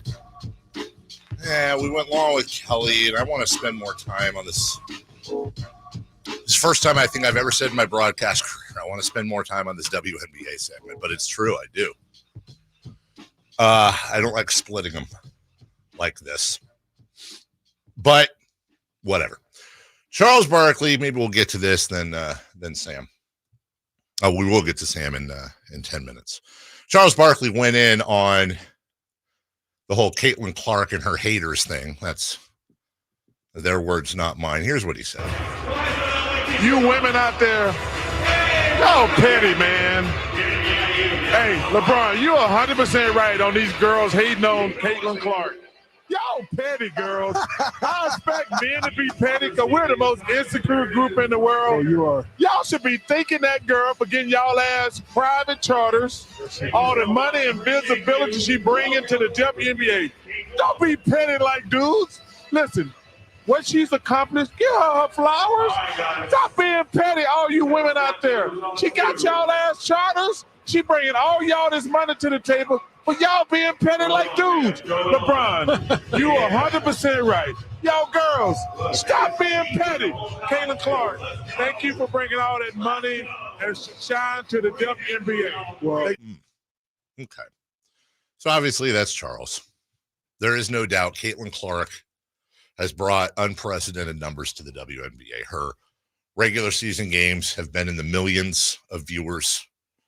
This is stuff that is not normal. There's no doubt she has brought a lot of eyes and a lot of interest. And that's a conversation that's being had a lot.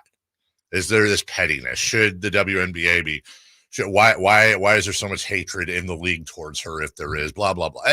I don't want to have that conversation. I got a call last night from a buddy of mine I've known a long time in the business. He's an East Coast-based broadcaster in the business. And the whole subject came up.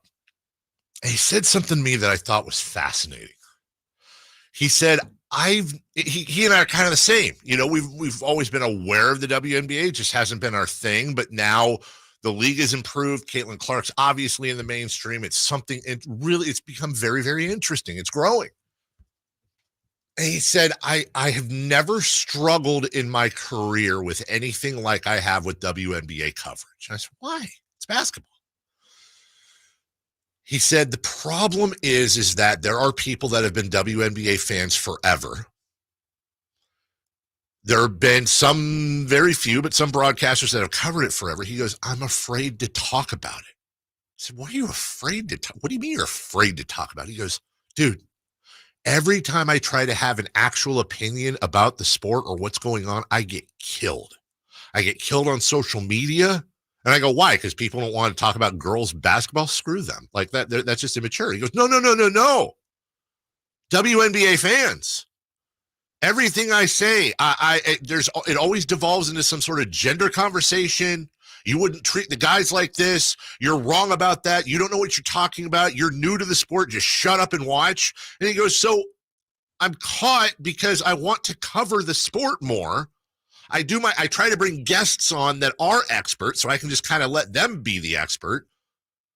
He goes, but it's this catch-22. I want to help the sport grow. It's interesting. I want it to be in the mainstream. I want to talk about it. But as a broadcaster, it's a lava pit for me. Everything I say is going to get broken down, analyzed by the fans, and ultimately I'm going to get screwed. And Chris, when he said that, it was like, bing, went off in my head, and I went, oh my God.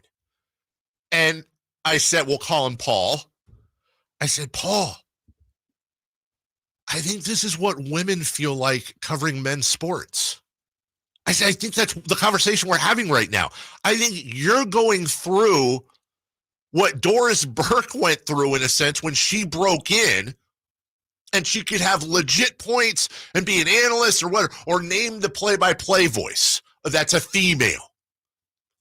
And yes, there's some female play-by-play voices that suck, just like there's men that suck. But when you are a woman walking into men's broadcasting as an analyst or a play-by-play voice, there is a large contingent of fans of that sport, guys, they're like, I don't want to, her voice, and they use code words.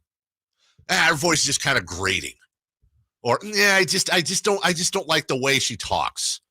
And it's code for, I don't want a woman calling my games. I want a man. Give me Joe Buck. I don't want this girl. And she could bring up a tremendous point. Yeah, I disagree. I mean, who is this talking to me? There's just no credibility. These are all, I don't like women in the sport conversations. I said, I think what you're going through right now is what a lot of women in broadcasting have felt for years and years and years. Now, I'm not saying it's right on either side, obviously, but I think there's a weird parallel going on where there's a lot of guys who want to cover the sport, who are genuinely trying to get interested in it. The only difference is that when the women broke in to play-by-play or analyzing, let's say, the NBA, they were experts. They had watched the game their whole lives. They were just poo-pooed because they're women. The guys, like my buddy, nobody cares that you're a guy and talking about the WNBA. They care that you're a person who's trying to speak from an educated point of view, who's watched the game for 27 minutes.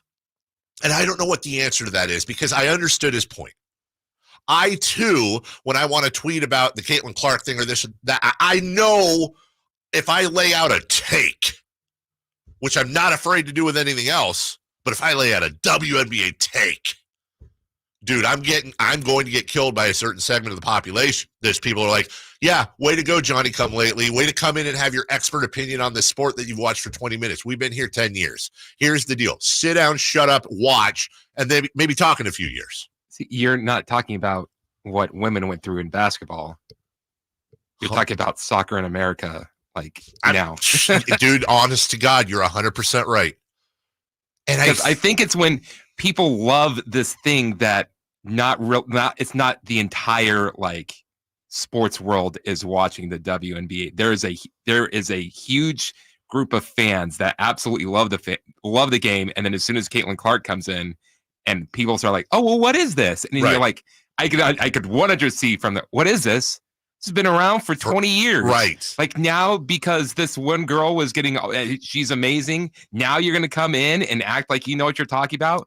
Oh, you want to change how things are done because you think she should get special treatment? Screw you. You haven't been watching all these games like I have these last years. That's 100% right. And I think the word we're looking for in a sense, though, whether it's soccer, whether it's the WNBA, I went through this a ton with mixed martial arts. It's gatekeeping. It's gatekeeping. And fan bases naturally, when there is an emerging sport, if they've been there for a long time, Now, logically speaking, every WNBA fan in the world should be in love with Caitlin Clark and anything that brings eyes and ears and coverage to the sport, because it means more games will be available, more money will be paid, more good things will happen in the league. There's nothing bad about Caitlin Clark and all good about Caitlin Clark in the WNBA. It's all great for the league. But I understand. Well, if you've been here forever and this is your little secret and your friends and and you've had to make the arguments for years and everyone's made fun of you, and now all of a sudden everyone's like, Caitlin Clark, and let me tell you, and the Los Angeles Sparks are stupid and the Liberty is dumb and Caitlin Clark's the best to ever play. And you're like, bro, okay, way to go, Skip. That's actually a fascinating conversation, how the media is covering the WNBA, and we'll have more and more fun with that. I don't necessarily agree with everything Charles said, by the way. Sam Amick will join us next. You never know what you might hear when listening to a Sacramento Kings game. Out of Keegan, going for another triple. Man, is he feeling it. Keegan, can he do it? Yes, there's number 11, Keegan Murray. Keegan steps back. He just knocked down his 12th three-pointer, a Kings franchise record. He's got 45 points. Never miss a moment of Sacramento Kings basketball with Sacktown Sports and the Sacktown Sports app. I didn't ask to be thrown in the streets with nowhere to go. I didn't think I'd survive. But I did ask for help, and Covenant House was there for me. 1 in 10 young adults will experience a form of homelessness this year. For these kids who didn't ask to be put in this unthinkable situation, Covenant House is there. Covenant House helped me break the cycle of homelessness in my family. They gave me the love that I needed. Over 2,000 young people will sleep safely in a Covenant House bed tonight. When youth who are experiencing homelessness have a hot meal, a safe place to sleep, medical care, and love, they can overcome heartbreaking challenges and have a brighter future. They just really genuinely just wanted to help me succeed, and I'm succeeding. I'm a speaker, I'm an author. Covenant House really helped me and really helped mold me into the woman I am today. If you or someone you love is asking for help, go to safeplacetosleep.org today. Sacramento weather is brought to you by Folsom Lake Kia. I'm Tamara Berg in the KCRA 3 Weather Center. Your Thursday will include a nice and cool start with temperatures in the 50s this morning. For the afternoon, we're under mostly sunny skies, and temperatures won't be as warm as yesterday. Expect highs in the low to mid 80s. Get the latest forecast on the KCRA 3 News and the KCRA 3 app. It's Folsom Lake Kia's Memorial Day sales event. Save on new Kias with low payments and low finance rates and zero down deals on approval of credit. Shop Folsom Lake Kia in the Folsom Auto Mall and tell them Coach Doug Christie sent you. You're ready for a perfect summer on the lawn. But wait, there are weeds, brown spots, and mosquitoes everywhere. It's time to call True Green. Get the best deal of the year and save over $200 when you bundle annual lawn care and mosquito plans. So all you have to do is water and mow. Hurry, offer ends May 28th. Visit truegreen.com for the best lawn at the best price. Guaranteed. Restrictions apply. Febreze. Fabric Talk. Hey, it's me, your couch. Today's my favorite day of the week. Febreze Fabric Spray Day. The occasional deep cleans are nice, but in between, I'm needing a refresh. Ooh, here she comes with the Febreze Fabric Spray. Oh yeah, spritz them armrests. Don't be shy. Nothing like a good spray down to get me smelling so fresh and clean. Don't forget my back. Nice. Febreze Fabric Spray. It's just that easy. Now we can both breathe happy. Febreze. La la la la la. Dawn or dusk, I'm on the hunt. Skeeter here, Sacramento Yellow Mosquito and Vector Control District, and I'm wearing Skeeter Vision, night vision goggles that light up skeeters at dawn or dusk like the 4th of July. Mosquito, 12 o'clock. Got 'em. So fight the bite by wearing long sleeves and pants at dawn or dusk when they're most active. Apply insect repellent and drain stagnant water. It's a breeding ground. Dawn or dusk, the Sacramento Yellow Mosquito and Vector Control District reminds you to fight the bite. For more information or to report problems, go to fightthebite.net. I'm Craig Ashton of the injury law firm of Ashton and Price. Whether you've been injured on a bicycle, as a pedestrian in a slip and fall, auto, Uber, Lyft, or big rig accident, you need Ashton and Price in your corner. When you call Ashton and Price, there's no chatbot telling you to hit 3 for accounting. You're greeted by a real live person who will immediately transfer you to an experienced attorney. The consultation's free, and there's never a fee until you win. Remember, for the best advice, don't think twice. Call Ashton and Price. Contact Tax Relief Helpers for details and restrictions. Attention anyone that owes money to the IRS. The IRS has restarted aggressive enforcement actions against taxpayers who owe back taxes that were temporarily suspended for COVID. If you owe $10,000 or more, you must hear this because now is the time to clear your IRS tax debt. A special toll-free number has been established so you can stop penalty fees, avoid liens, levies, and other hostile measures by the IRS. Call Tax Relief Helpers right now at 800-934-9217. Tax Relief Helpers will provide you with the maximum protection afforded by law. I got behind on my taxes and owed $48,000. I didn't know what to do. I called and they got my bill lowered to just $3,500. I owed $87,000 in taxes and it was scary. I got the amount I owed down to just $3,500. I saved $83,500. If you owe money to the IRS, don't wait another day. Call 800-934-9217 right now before the IRS enforces liens, levies, and other aggressive measures. The call and consult are absolutely free. Call now. Call 800-934-9217. 800-934-9217. 800-934-9217. KHTKAM HD1 Sacramento, KYMX HD2 Sacramento. From the Power Business Technology Toshiba Studios. This is Sacktown Sports. The Carmichael Dave Show. He's on the microphone when he's not on the microphone. He's playing a song, and when he's not playing a song, he's on the microphone, and then boom. With Jason Ross. No, he didn't. Yes, he did. Call or text at 916-339-1140. It's the Carmichael Dave Show with Jason Ross.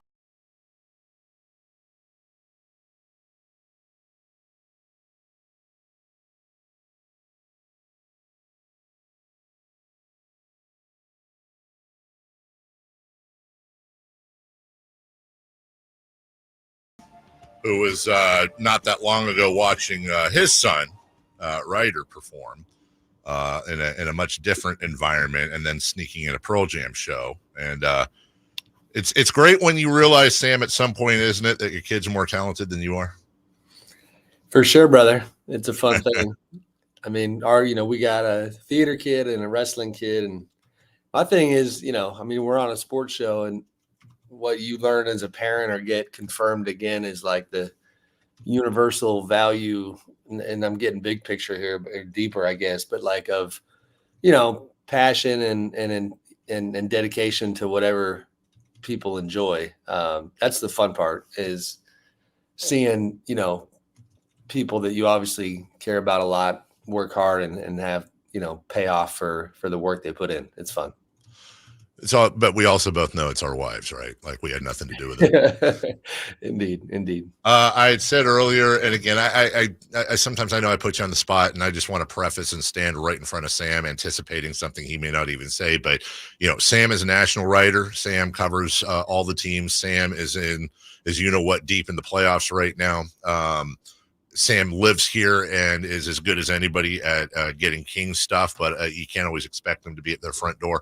I just tweeted out, and this is just based on what I've been hearing because it's in the news over the last day about Mike Brown, and that all it sounds like all signs are pointing towards an imminent extension, probably 3 years, somewhere in the $8, $9, $10 million range. Whether specifically or just philosophically, are you hearing anything similar or anything about Mike Brown? I mean, admittedly, it had been a minute since I got a pulse, but the pulse has been positive the whole time. And it just seemed like, that financial range that you're hitting on was inevitable. Yeah. And, Jamal Mosley's extension in Orlando was known to be kind of something where Mike felt like, I had minimum, and I forget the exact number on Jamal's, but that it was in his industry where you have market values and you have respect within that. Like, there was a sense that he needed to be, around that territory. Jamal's actually a guy that he kind of helped come up in the business. And so Mike is certainly a much more accomplished coach. So, that was an important comp, and it has seemed like the Kings were willing to do what it was going to take to keep him. Another coach in the news today, J.B. Bickerstaff let go by the Cleveland Cavaliers, which 99 wins in 2 years, a lot of injuries this year. That really surprised me, Sam. I think it surprised a lot of people, unless there's something behind the scenes. Dan Gilbert had made news yesterday. There was a report that he was going to be far more involved in personnel decisions this summer than he has in the recent past, which is always a good thing, as we talked about, when owners get involved in personnel decisions. So my speculation, which was all that, and I admitted, look, this is irresponsible speculation. The problem is when somebody like JB gets fired with his record, people are going to start thinking, was this a Gilbert move? Was there a rift between he and Donovan Mitchell, and this is a move towards them trying to re-sign him? Do you have any color at all on the locker room or the what led up to JB's being fired? I mean, a little bit. If you go back, this was one of those where if you go back to early in the season, he was in pretty serious trouble right out the gate. And that part was known at the time. We've reported that at our place. And, you had really the Evan Mobley injury, the Darius Garland injury early on kind of saved him, where the expectations changed because that was the case. What I don't have clarity on right now is, do the Cavs have any, early signaling from Donovan Mitchell about his extension and whether or not he's willing to resign? And does this, indicate that, okay, he's going to resign, but he didn't want to play for JB, or he's not going to resign and they're going to retool? We're going to have to wait and see. But JB, I don't think it's as simple as the owner getting more heavily involved. I think it was actual locker room basketball stuff that where the dynamics, and I know it's cliche and fans get tired of hearing it all the time, but there was an element of him losing the locker room at different times that I think played a part. So this whole coaching care, we just talked about Mike Brown. He will almost certainly be fine. You have the Lakers and now Cleveland. You have a few others. We talked about JJ Redick. I forget where it was, and I'm afraid it might be you guys because that would be embarrassing for me. But somebody had quoted somebody saying that there are people within the Laker organization that believe JJ Redick may have a Pat Riley type presence and effect on them. I know generally you've always had a very good relationship with Jeannie Buss, and again, we're in the playoffs right now, so I'm asking you a bunch of questions around the country, but what's your gut on that, where that's going to go? I also have a Pat Riley like quality because yes, you do. My hair is combed a certain way, and I'm a white man. Can I say this might be, and I mean, usually I'm very self-deprecating and I'll continue to be, but this might be the best combined hair day you and I have ever had on the show. Which is your way of saying that you look great. I'm saying for once I'm not wearing a hat. Yeah. And you will probably, I'd say 30% of the time wear a hat, but we're both kind of coiffed and proper. Yeah. I'm just trying to match your energy, buddy. I just rolled out of bed here in Minneapolis in the hotel room. All right, Pat. So what do you think? Yeah, I mean, that reporting I do think is accurate. I think even within the Lakers, they're trying, they have an interesting structure because you have Jeannie Buss and Rob Pelinka at the top, and then a fairly significant gap to the rest of the basketball operations staff. You got Joey Buss and Jesse Buss and, some other folks in there. And then, of course, you have Clutch Sports with Rich Paul representing LeBron James and Anthony Davis. And this coaching search, to me, is the first time where there's actually, I think, differing viewpoints even within Clutch, which is interesting because it speaks to the question of, are the Lakers going to build around, LeBron, who's 72 years old, or Anthony Davis, who's going to be there long after LeBron retires? I think the perception is, and the intel is, that JJ Redick is the LeBron hire, and James Borrego is the Anthony Davis hire. So to your question about their infatuation with JJ, it does. There's just a lot of, signaling that they are very, very interested in him. There's also chatter that, he's a media guy, right? So like on the ESPN side, it seems to be a fair amount of concern that they might lose him, and they like him a lot. And then it creates an awkward process because let's just say, for the sake of breaking it down, that they do want to hire JJ, like you might have to wait till after the finals, in which case you have to drag your feet with all these other candidates And so there has been some questioning about, like, is this a legitimate process? And I think it might be. And I think Borrego actually has a shot. But yeah, those are some of the more interesting dynamics. Sam Amick joining us from The Athletic. Where did I want to go with you? Oh, you know what? I wanted to ask you this before we got going here, full force. In the last segment, I was playing Charles Barkley's comments. I don't know if you saw them on Caitlin Clark and the pettiness. And was talking about, I was saying, I'm repeating this for our listeners, but I was talking to an East Coast broadcaster friend of mine, and he was saying that he wants to talk more about the WNBA. He wants to talk more about Caitlin Clark, but every time he does, he gets massive blowback, especially on social media, from existing WNBA fans. And it was the first time I'd heard somebody who another person who had a radio show say, and he had talked to many people who he said felt the same way, that there's a little bit of trepidation amongst some in the media to really dive in because they are new to the sport. So it's a catch-22 where they want to talk about it, they want to grow it, but at the same time, whether you consider the audience big or small for the WNBA, there are people that will come in and say, dude, you've been here 5 minutes, relax with the hot takes, shut up. And sometimes it turns almost dangerous for the career when gender becomes involved, and it's perceived that he's being gender discriminatory, I guess would be the right word, but when really it was a basketball take. And I'm curious, look, you're an NBA guy and you're also not a hot take guy either. You're a journalist with a capital J, but I found myself thinking that's a little bit sideways of a way that a lot of women breaking into broadcasting have felt for decades, that everything they say is going to be analyzed to the core. They're going to be held to a different standard. People are going to use code terms like, well, she just has kind of a shrill voice. It's nothing to do. And it's like, except they're actually experts who have studied and watched the sport. I just thought it was an interesting combo, and I'm curious from a journalistic standpoint, how you feel about the emergence and the coverage of it.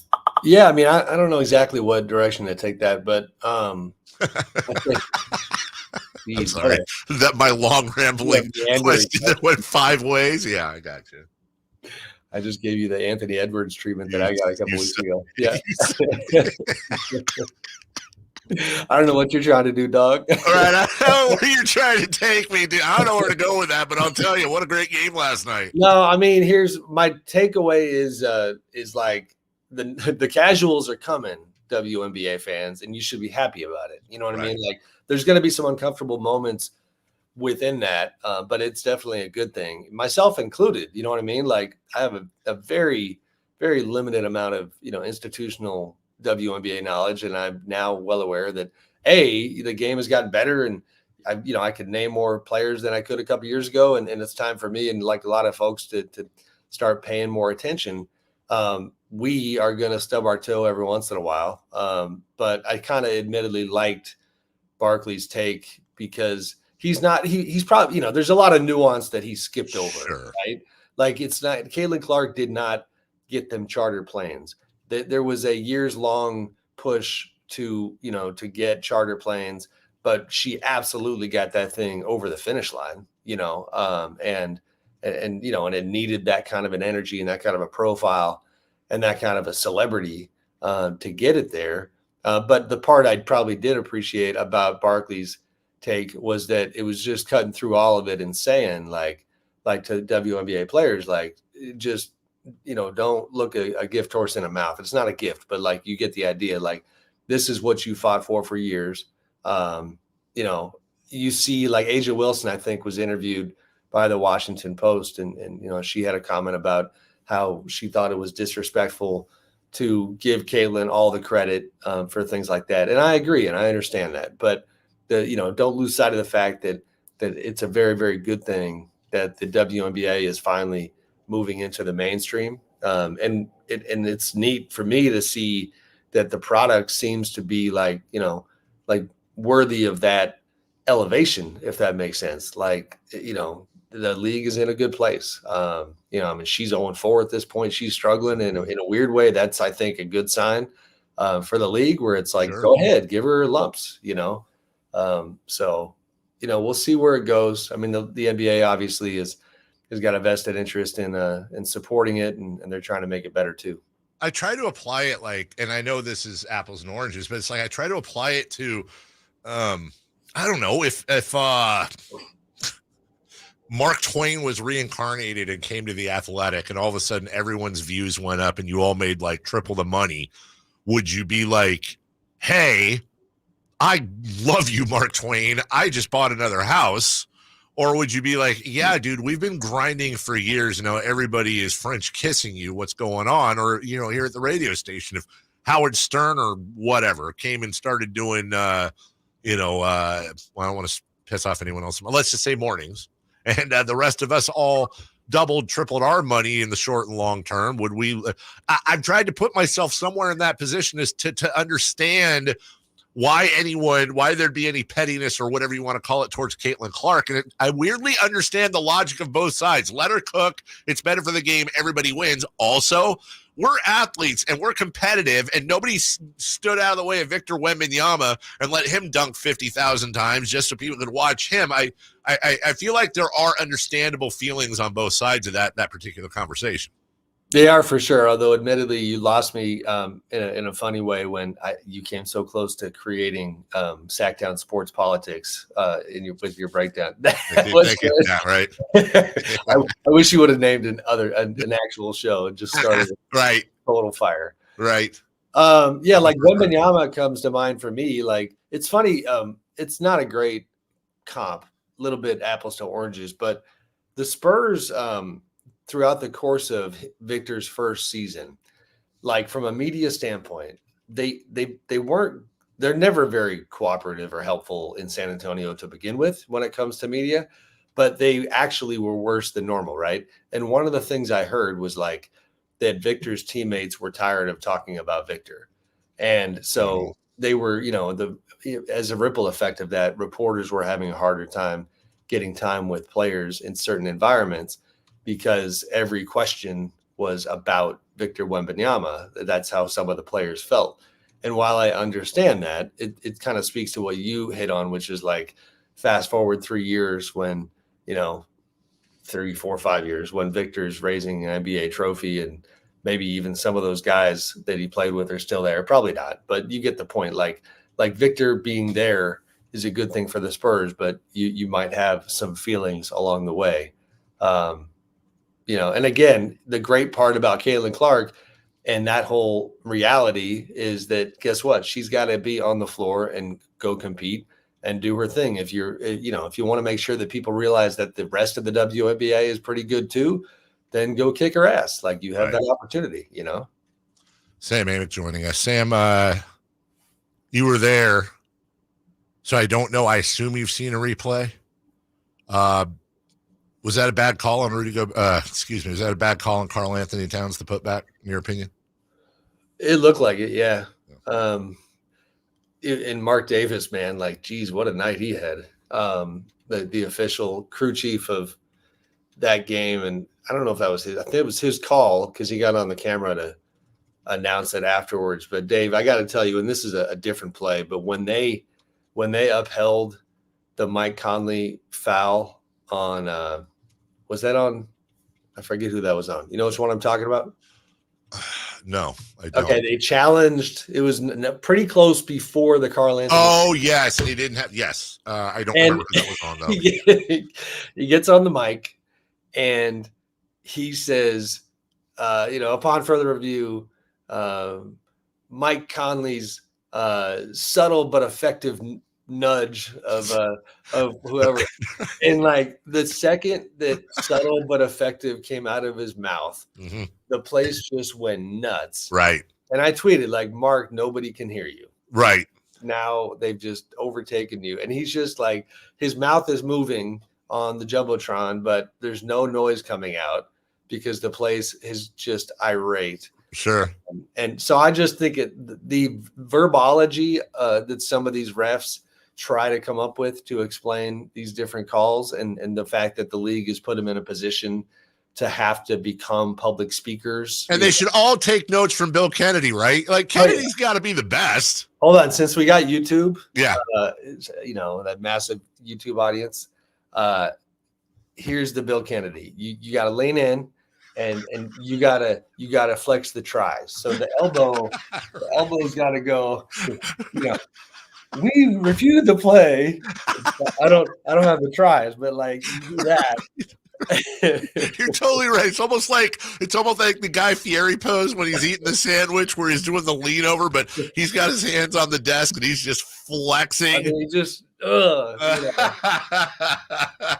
Bill loves his guns. Bill loves his gun. Bill loves some Bill, and he's good at it, though. I wonder. It's funny you say that, Sam. Next time you're talking to an NBA person, you should honestly ask them, like, is there any guidance classes or anything refs get when it comes to leaning into the camera and explaining a call, or are they just expected to go and do their thing? I honestly am curious if there's ever been any guidance. That'd be a good story. As a side note, and I'm assuming you know this, yeah. Are you aware of Billy Kennedy's favorite off-court passion? No. He's like a legit lover of karaoke. No. He's a big-time karaoke singer, which always – so now you will never, like, forget that. So now when you see Billy on the camera, yeah, it's like it makes perfect sense. Will you do me a favor? Because I feel like Bill Kennedy, I mean, just the age and his age group and all that, this would be a guy that knows if you're karaokeing. I just imagine Bill Kennedy just smooth singing, hits in the 70s and 80s and all that, maybe even the 60s. Next time you talk to Bill, you're not going to remember this, but I believe the most – you want to know his playlist? I believe – yes, I would. I believe the most underrated song, the most underratedly difficult song to sing in karaoke, because I've seen people. I used to date this, you know this. I used to date a bartender before Melissa at a karaoke bar, and I would be there and I would just watch people just crash and burn constantly. I've never seen anyone crash and burn more than on, I don't know if you know the song Lovely Day by Bill Withers. Yeah. Okay, because it's a very nice, soft, lovely day, all that. And most everybody can sing it. But then at the end of the song, Bill Withers belts out Lovely Day in a completely different octave about literally 25 times in a row. And even the people that can make it through the first four, they can't make it through the rest. Their voice goes. So long way of saying, I'd love to know, for a karaoke guy, that's always my question. Have you ever sung Lovely Day by Bill Withers? And if he goes, yeah, then you're the guy. That's the secret question. Then he gets to flex for all of eternity. Then he can flex.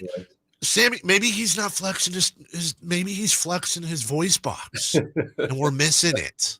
He's the one. I mean, Mark seemed a little bit rattled by the crowd last night. Bill always kind of, impresses me because I think comfort level, who knows, but like he doesn't care how people react to his stuff. Sure. He's just loving that camera time. I got a couple quick. We got a break. I just super quick because I have them on the list here. God, this went by fast. You're making me concerned, by the way, about like, is nobody going to read our coverage of this Timberwolves Mavericks series? Because you clearly have no interest in the Western Conference Finals, man. I asked you about the cat put back. That's true. Aha!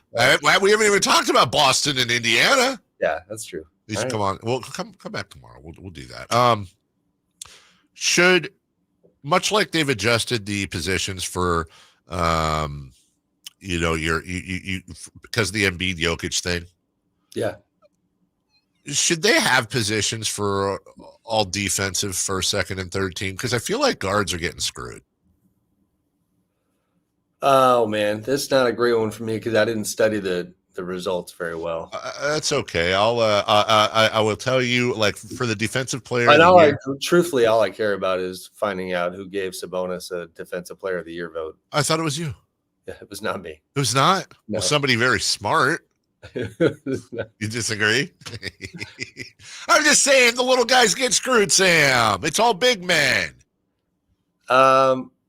Yeah, that's fair. I mean, how's De'Aaron Fox doesn't even get on one of the three teams, and he led the league in steals? Can we both agree a steal is better than a block? A block goes out of bounds. A block can go to the other team. 100% of the time when you steal, you get the ball. Why can't we get a third team for him?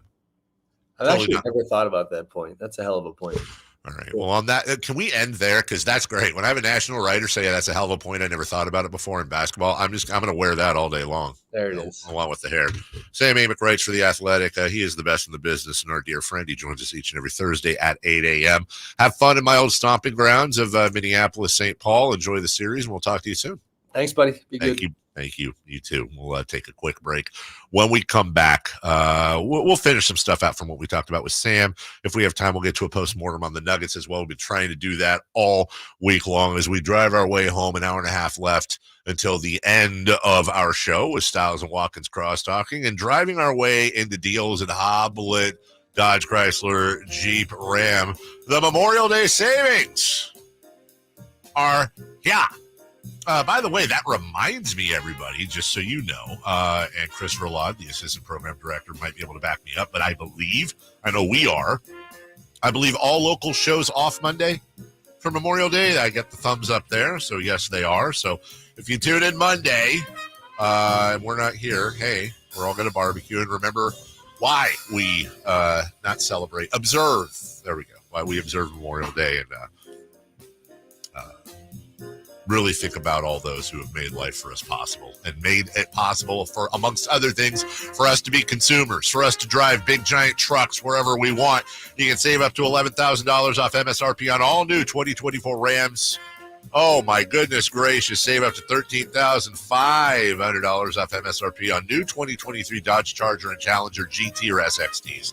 The last of the American muscle barbecuing hot dogs, the flag, and American muscle, baby. Hoblet celebrating 75 years in the business, 25 years in Woodland. Not big city, not an auto mall, no dealer markups, add-ons, or surprise fees. Go to HobletDodge.com, search, select, and save. And get on that website. No hassle, no pressure dealership. Nobody beats Hoblet, period. We'll talk about the Sam Amick interview and some things that we spoke on. Also, a postmortem on the Nuggets. And speaking of, many Nuggets for you as well that we have yet to get to. Before we get to Brody Brazil in a half an hour as well, on a guest-packed Thursday on Sacktown Sports. Subscribe to Sacktown Sports on YouTube and watch the Carmichael Dave Show with Jason Ross, Styles and Watkins, and the Drive Guys. Live Monday through Friday from 6 to 6. Plus view archive shows and exclusive content. Subscribe at youtube.com/Sacktown Sports. The Sacramento Kings play here. He's got the triple. Sacramento takes the lead. Get your Kings fix all season long right here on your home of the Sacramento Kings. Sacktown Sports and SacktownSports.com. Sacramento weather is brought to you by Roseville Auto Mall. I'm Tamara Berg in the KCRA 3 Weather Center. Your Thursday will include a nice and cool start with temperatures in the 50s this morning. For the afternoon, we're under mostly sunny skies and temperatures won't be as warm as yesterday. Expect highs in the low to mid 80s.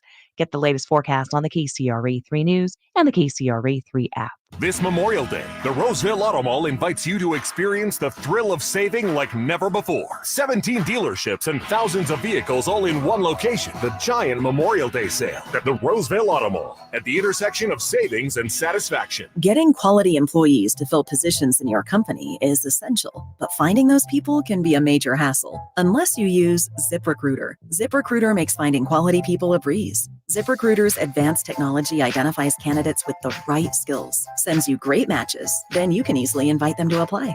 4 out of 5 employers who post on ZipRecruiter get a quality candidate within the first day.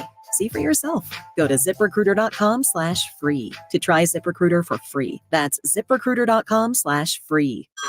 Hey everyone, it's Ted from Consumer Cellular, the guy in the orange sweater, and this is your wake-up call. If you're paying too much for wireless service, you don't have to keep having that nightmare. Consumer Cellular has the same fast, reliable coverage as the leading carriers for less. And for a limited time, new customers receive their second month free when they sign up and use promo code MONTHFREE by May 31st. So why keep spending more than you have to? Seriously, wake up and call 1-888-FREEDOM or visit consumercellular.com. Taxes, fees, and other third-party charges will apply. See website for additional details. Lead generation is one of the most important aspects of any marketing campaign. Let us help you identify your target audience and market your products or services to them. Go to aimyourdigital.com today. aimyourdigital.com. Get in on the action at Sky River Casino in Elk Grove. With over 80 table games, more than 2,100 slot machines, and a thrilling high-limit room, you'll enjoy a casino experience on a whole new level. Visit skyriver.com today. Gambling problem? Call 1-800-GAMBLER. What is Subcontractors United? It's a list of 3 pre-qualified and licensed contractors in over 40 trades to help with your home project needs. From cabinets to heating and air to landscapers and everything in between, Subcontractors United makes finding qualified contractors free and easy with no accounts to set up. Visit subcontractorsunited.com today and experience the joy of stress-free home improvement. Save time and money at subcontractorsunited.com. The Arnold Law Firm has seen how an injury can turn anyone's life upside down. Whether it's a slip and fall, a car accident, or any other kind of injury. For almost 50 years, the Arnold Law Firm has been here to help you through the entire process to protect you and your family. If you are ever injured or in an accident, call the Arnold Law Firm. The Arnold Law Firm, providing real justice for you since 1975. Call 916-777-7777. That's 916-777-7777. It's the Memorial Day sales event going on at Lodi Chrysler Dodge Jeep Ram. Hi folks, Leonard Harrington here, and I'm here to tell you we've got the savings, the selection, and of course the service to make Memorial Day better than ever. You know, the start of the summer is the perfect time to get into that new Ram truck, Dodge Charger, Chrysler 300, or Jeep Wrangler that you've been thinking about. And of course, there's plenty in stock to choose from. We've got the colors, the styles, and the options you've been looking for. Maybe you need service on your vehicle. From routine maintenance to major repairs, let our factory-trained service techs get you back on the road at no time at all. It's our Memorial Day sales event, so why not kick off the summer right now? Only at Lodi Chrysler Dodge Jeep Ram, right off 99 in Kettleman, and open till 9 every night and Sundays after church. Prices are better at the low price center. Lodi Chrysler Dodge Jeep Ram. Visit us at LodiCDJR.com. Sacramento, Dirks Bentley is coming to town. Hey y'all, this is Dirks Bentley. Saturday, September 28th at Hart Health Park at Cal Expo for Country in the Park too. And he's bringing some friends. This is Brodie. Take my hand, let me make you mine. Hey, it's Dasha, Kelsey Hart, and more. Saturday, September 28th at Hart Health Park at Cal Expo. Get your tickets before they sell out at CITPfest.com. Brought to you by Coors Light.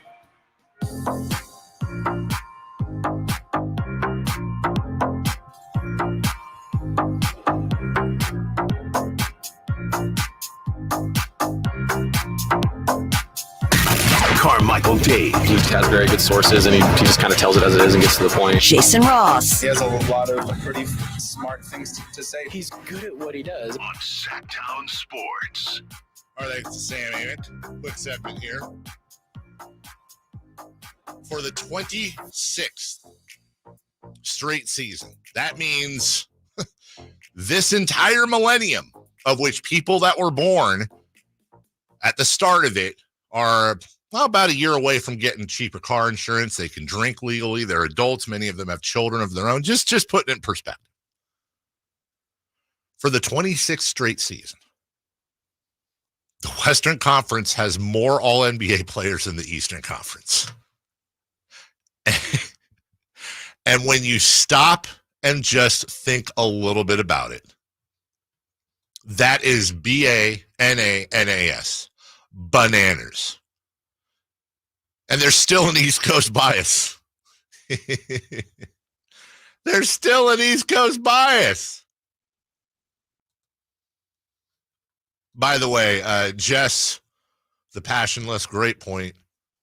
She says she thought, I've been saying that Jason Ross will be back Monday. That's true. He'll be back Tuesday. That's right, because of the Memorial Day holiday. Keith Smith is a great follow on Twitter. We're going to make Jason work. That would be amazing if he just had to do all the shows for being on vacation.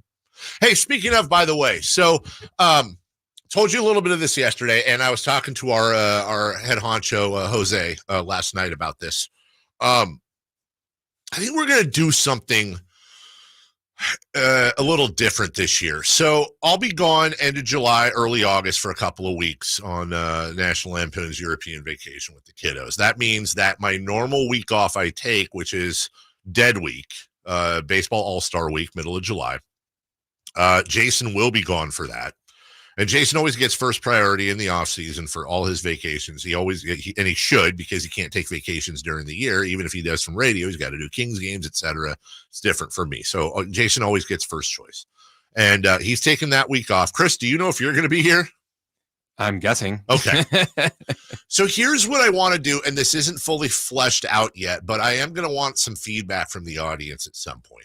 I think what we're going to do that week, and just so you know, that's Major League Baseball All-Star Week. Now, there generally sometimes will be like a breaking news thing here. Maybe, unfortunately, I hope it doesn't happen, but something tragic could happen. Someone gets fired, whatever. Something will happen that will give us a little bit of content. But let's just be honest. That's dead week, man. That is the deadest week in sports for the entire year. I mean, we're going to be doing hardcore Olympic previews type of stuff. That's where it's like, what's your favorite breakfast cereal? And sometimes we have fun with stuff like that. That's where we throw all the off-the-wall topics out. But what I'm thinking of doing, especially since it's just going to be me here along with Chris, I'm thinking of doing it kind of like podcast style. And we have commercials we've got to take. You can't do just like a podcast, but I think what I want to do is I want to do long form interviews all week long. I want to basically have a week where we bring in people to talk to, whether it's in person or on the phone or on video, that we normally wouldn't, that maybe isn't newsworthy necessarily. Like, hey, let's check in with Gary Gerald and tell some stories. Let's bring Jerry Reynolds on and tell some stories. I'll throw out requests to Rick Adelman, to Jeff Petrie. It doesn't just have to be, basketball, though. I could bring Greg Lukenbill on and fill a whole day. But maybe just chase down. I know I owe a conversation to Jason Hare, the director down in the Valley, the director of the Jordan Doc, who's got some new stuff coming out. And maybe we bring him on for a half an hour and just talk about that end of the business. But the bottom line is, I think I'm going to make that interview or that week incredibly guest heavy. And at some point we'll be taking some requests. Maybe we'll check in. I've got, a phone book filled with, and I'm not necessarily, these aren't the people, but just, I've got, we talked to Bonzi Wells, Brad Miller, check in on Ron Artest. What is Francisco Garcia doing? Let's bring Mark Jones on. And again, I know I'm going Kings heavy. Maybe we bring Will Clark in, and I would talk to him 365 days a year. Maybe we get LeVar Burton on, just kind of going through and, it's really doing some long form stuff for you guys. Just some good old fashioned long form interviews. And maybe we'll have a couple that are good and going well. And we pause and take a break, just like on the, the Jimmy Fallon show or something. Hey, we'll be right back with Christopher Laud right after this. And maybe we get Stan Atkinson. I would love to. I'm just being honest here. I know Stan's getting up there. I don't know if he's got to be in his early 90s. So I don't know. I'll have to ask around. I certainly wouldn't want to bring him on if he, is not really if he's interview adjacent, let's say. I truly, honestly don't know. But yeah, that'd be great. But you say Stan Atkinson, bring Lisa Gonzalez on. She's a fun story. She's a lifelong Kings fan. Went to El Camino. Used to be on the Kings dance team. Now is one of the top anchors in the city over at our friends at KCRA. Maybe we get Dirk Verdorn to stop in, talk a little weather. How'd you become a weatherman? Really, sky's the limit on this. We'll bring Scott Moak in. Dirk Verdorn has been name checked on Saturday Night Live. Is that true? Yeah. Is that true? In what context? As like a weather reporter. And they just randomly said Dirk. There's one writer that's from Sacramento. So there's been like a couple of Sacramento. Like if you've noticed, there's been like a couple of Sacramento Kings stuff. Yeah. That's that writer. Yeah. Hey, we should find that writer. We should find that writer and bring them on. Stuff like that.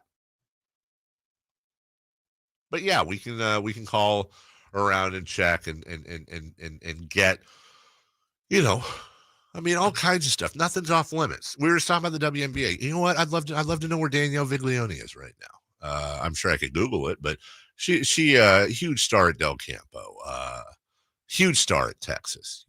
What's Greg Vaughn doing these days? What's Fernando Vina up to? We had him on a few years ago. Just stuff like that. And you might be saying, okay, let's just take Fernando, for example. I don't know, Fernando, what are you guys going to talk about? Well, we're going to talk about whatever, what they're doing. What's their take on sports these days? What's new with them? What are their favorite memories of this, that, whatever? We'll do that. We'll bring Kevin Nagel on, talk about the new stadium. We'll bring see if we can't get somebody from the Kings, whether it's Vivek or Monty or whoever. I don't know. Anyways, just an idea I was having. I wanted to share with you guys, which is always smart to share an idea ahead of time and really have no way of actually having it all thought out yet, but we will. I like doing stuff together, and I'd like to get your input. You guys are the customers. You're the consumers. One last thing before we go to break. Speaking of tragedies, a man had his house destroyed by a tornado. This might be the smartest interviewer, one of them I've ever seen. He's got a smile on his face, looks like a younger guy, late 20s, early 30s. And he's being interviewed in front of the rubble of his house. And like I said, you'll figure it out in a second. He does something I think is incredibly intelligent. I lost a lot, including my golf clubs.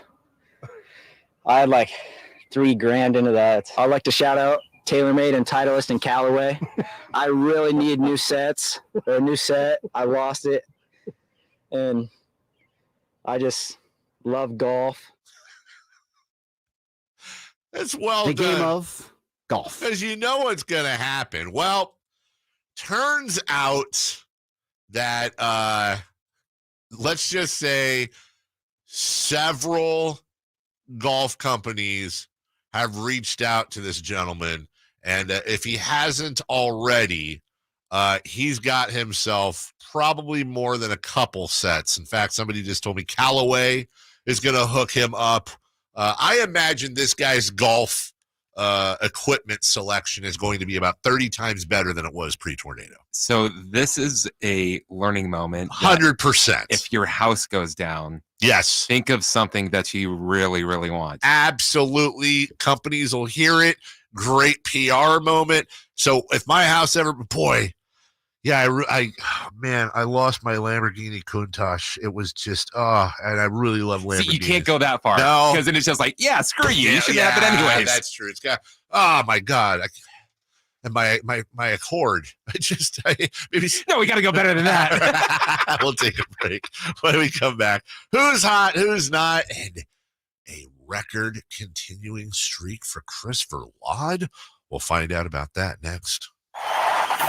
Trying to find out where to catch your favorite team's games? Are you a fan of the Kings, Niners, and the NFL? Well, Sacktown Sports has you covered. Touchdown!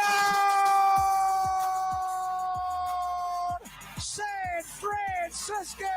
It's all on his shoulders. Fox rocks. He fires for the win. He's got the triple. Catch all your Kings, Niners, and NFL games all year long on Sacktown Sports and SacktownSports.com. In a world where everybody and their mother makes a primed trim board, contractors have to ask one question. Do I know what's under the primer? Available at just about every lumberyard you can imagine. Vintage trim boards are made from lodgepole pine. That's the stuff telephone poles and railroad ties are made of. It's durable. It's straight. It's been doing the job for generations. Manufactured right here in the USA. Ask for it by name. VintageTrimboards.com. Capital Casino has been serving the greater Sacramento area in the same convenient downtown location for over 20 years, with plenty of close-by, well-lit parking monitored by security staff and offering the most variety of table games in the region in a safe and friendly environment. Best food, best service, and the best action. That's Capital Casino. For more information on tournaments and gaming, check out their website at capital-casino.com. And please remember to gamble responsibly. 1-800-GAMBLER. Sacramento sports fans, get ready to amp up your summer with the Sacktown Sports live events calendar. We've got a lineup that's awesome. First up, mark your calendar for June 8th when NF takes the stage at the Golden One Center. Visit livenation.com for tickets and get ready for a killer high-energy show. Don't miss music legends Daryl Hall and Elvis Costello with the Imposters on June 12th, and NSYNC and Backstreet artists Joey Fatone and AJ McLean on June 22nd. Two great shows coming in June to Thunder Valley Casino Resort. Then looking ahead to August 4th, get ready for the Outlaw Music Festival at the Toyota Amphitheater, featuring legends like Willie Nelson, Bob Dylan, and John Mellencamp, presented by Live Nation. The Sacktown Sports live events calendar, your ultimate playbook for the best shows and events in town. Stay tuned to Sacktown Sports for exclusive updates and your chance to win tickets. Seems like all this artificial intelligence stuff stirs up the age-old debate of man versus machine. Hi, it's Dan from the Good Feet store, and let me ask you, would you let a robot cut your hair? Would you rely on an app to teach a kid to ride a two-wheeler? Let's face it, some things require the human touch. People come to us seeking a solution to foot, leg, and back pain after trying all kinds of things recommended by in-store machines or website blurbs.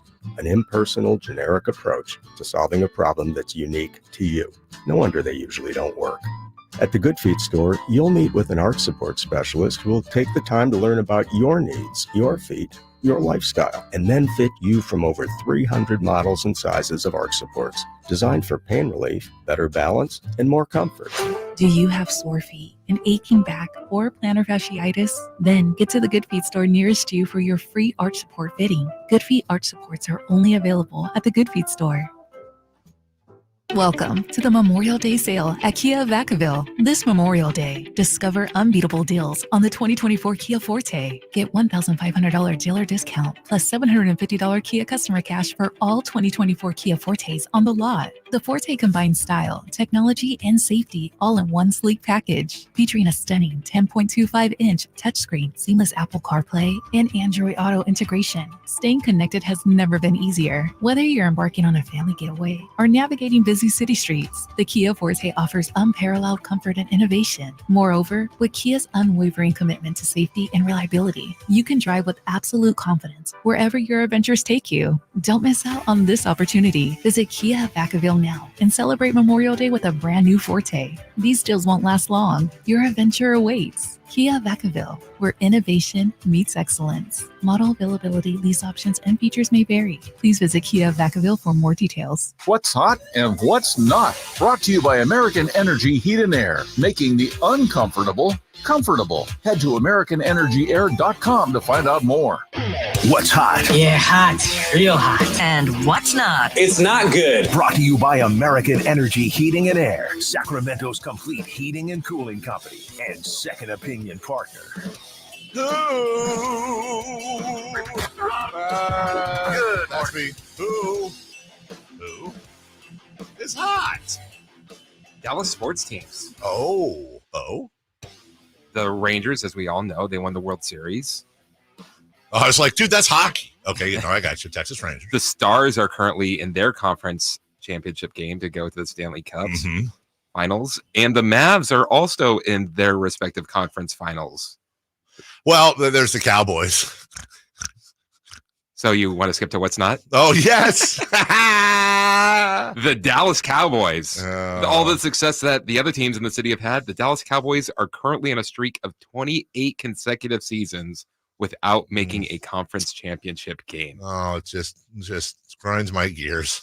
It really does. Poor Cowboys. But guaranteed, just like the sun coming up, pretty soon here, August will hit, September will hit, and just a chorus of, how about them Cowboys? We should get Cowboy fans on one side and Raider fans on the other. Just doing like one of them old less filling tastes great commercials, except it's, how about the Cowboys? And then you have the other side going, Raiders! But then we're going to all look like fools when they face each other in the Super Bowl one year. Which would happen first? And then all of them, told you. Oh, my. Yeah, exactly. Told you. What should happen first? The Kings win a title or the Raiders versus the Cowboys? My God. I think if the Raiders and the Cowboys ever face each other in the Super Bowl, the entire country would shut down. From the 209, speaking of, talking about the golf bag guy. Stupidest take ever. He lost his flipping house. Can't live in your golf club bag. Yeah, bro. He also got new golf clubs. I'm pretty sure he wasn't going to get like a new house, although his insurance covered. Insurance already has the house, man. Get yourself your golf clubs. You want to know what else is hot, Chris? My mood. Sometimes during the break, I see things and they're lame. Sometimes during the break, I see things and they're the greatest things I've ever seen, perhaps in my entire life. I won't play the whole thing for you. You might get the reference. Not sure. I think you will, especially with some of your actions over the last year, you should get this reference. And anybody over 35 should get goosebumps at what I'm about to play you. Jane, hey, this is your father. Before you hang up, I'm in town. I've been arrested. Hello? You sure y'all paying y'all's bills? Because this phone don't work. This isn't my first time in Beverly Hills. Yeah, I saw that. 84, 87, and then 94. But this place has changed a bit. What brings you back to 90210? We've got a date, folks. July 3rd. Beverly Hills cop Axel F. That's why Jason's going on vacation. I'm telling ya. The day before Independence Day, we're getting a brand new Beverly Hills cop. Allow me, before we go streaking, just real quick. I'm not the most religious person in the world. I say that many, many times. God bless everybody who is. But on occasion, there is something worth praying for. And this is one of those times. So please allow me. Dear Hollywood Jesus, please make this a good movie. Please don't make this a cash grab. Please don't make this something that Eddie's just doing because he got paid a ton of money. Please make this one of those movies where all the people that see it say, you know, I thought it might be a bad idea. It might just be a cash grab. But in the end, they actually made up for Beverly Hills Cop 3. The worst by far of the Beverly Hills Cop movies, even though Chris saw it first. Please make this one of those movies where people are surprised and happy, and it heralds the return of Eddie Murphy to doing stand-up comedy. I don't ask for much. King's Championship, my kid's healthy, maybe in that order, and a good Beverly Hills Cop movie. I don't even care. You can make Happy Gilmore 2 suck. I don't care. But please make Beverly Hills Cop Axel F a good movie. I love you. Also, World Hunger and Peace and stuff, but really Beverly Hills Cop. Love you. Thank you. Amen. You pray to Hollywood Jesus for a King's Championship? Well, I just think he knows he knows basketball Jesus. They hang out. Can't go wrong. I really just... Cash grab! Please don't ruin more of my childhood by making this bad. Wouldn't mind a third 48 hours either to make up for another. You seen 48 hours? No. Yeah. You might want to avoid that. I've heard it doesn't hold up. Probably doesn't stand up. Let's go streaking, please. It's time to go streaking. We're going streaking! Yeah! Who is the Nostradamus of MLB? Who can keep the streak going? It's time to go streaking. What the hell are you doing? We're streaking! All right. What's going on? How'd we do, Christopher Laud? Well, Dave. Well, Chris. You currently have the lowest hitting streak of 2. Yeah, you can shut up. You chose from the Yankees, Alex Verdugo. The Yankees have not been kind to me, especially Aaron Judge. They won yesterday, 7-3. Hopefully he do go for a base hit. Got it. I've got it. Nailed it. He got up 4 times. Okay. He got 1 hit. Yeah, here we go. We're streaking, baby. That's 3. Next up, Jason. Jason's eerily getting a very good streak going. He's at 5. Vacation Jason. He chose Ozzy Albies from Yes. from the Braves. Uh-huh. They won 9-2 over the Cubs. Okay. Albies got up 4 times. Uh-huh. Come on. It was his birthday last week. He's on vacation. Come on. Also got a hit. Hey, good job, Jason Ross. Atta baby. But the main event, the real story, the champ, Christopher Laud, with the season-high streak on the line. So needed to get to 8 to take it over for myself. Yes. So what did I do? Got a cheater. Yeah. I like a good cheater. Good cheater.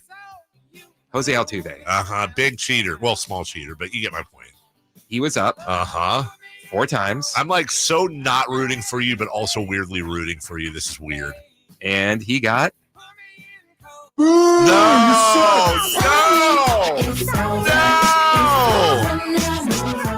The streak is over. Oh. You knew it was you played with fire. I did. And the bad thing is my pick was going to be Alex Verdugo, and I'm just like, I don't want to pick the same person. Oh, goodness. You know what's funny too is that I didn't know if you got a hit or not, but as you were talking to me, I saw your right hand go to the board, and I was like, oh no. So you so your streak ends at what? 7. And that tied or set the season high? Tied. Well, Jason and I over here in the corner in Streakland, 5-3, respectively, just hanging out with our streak jackets on.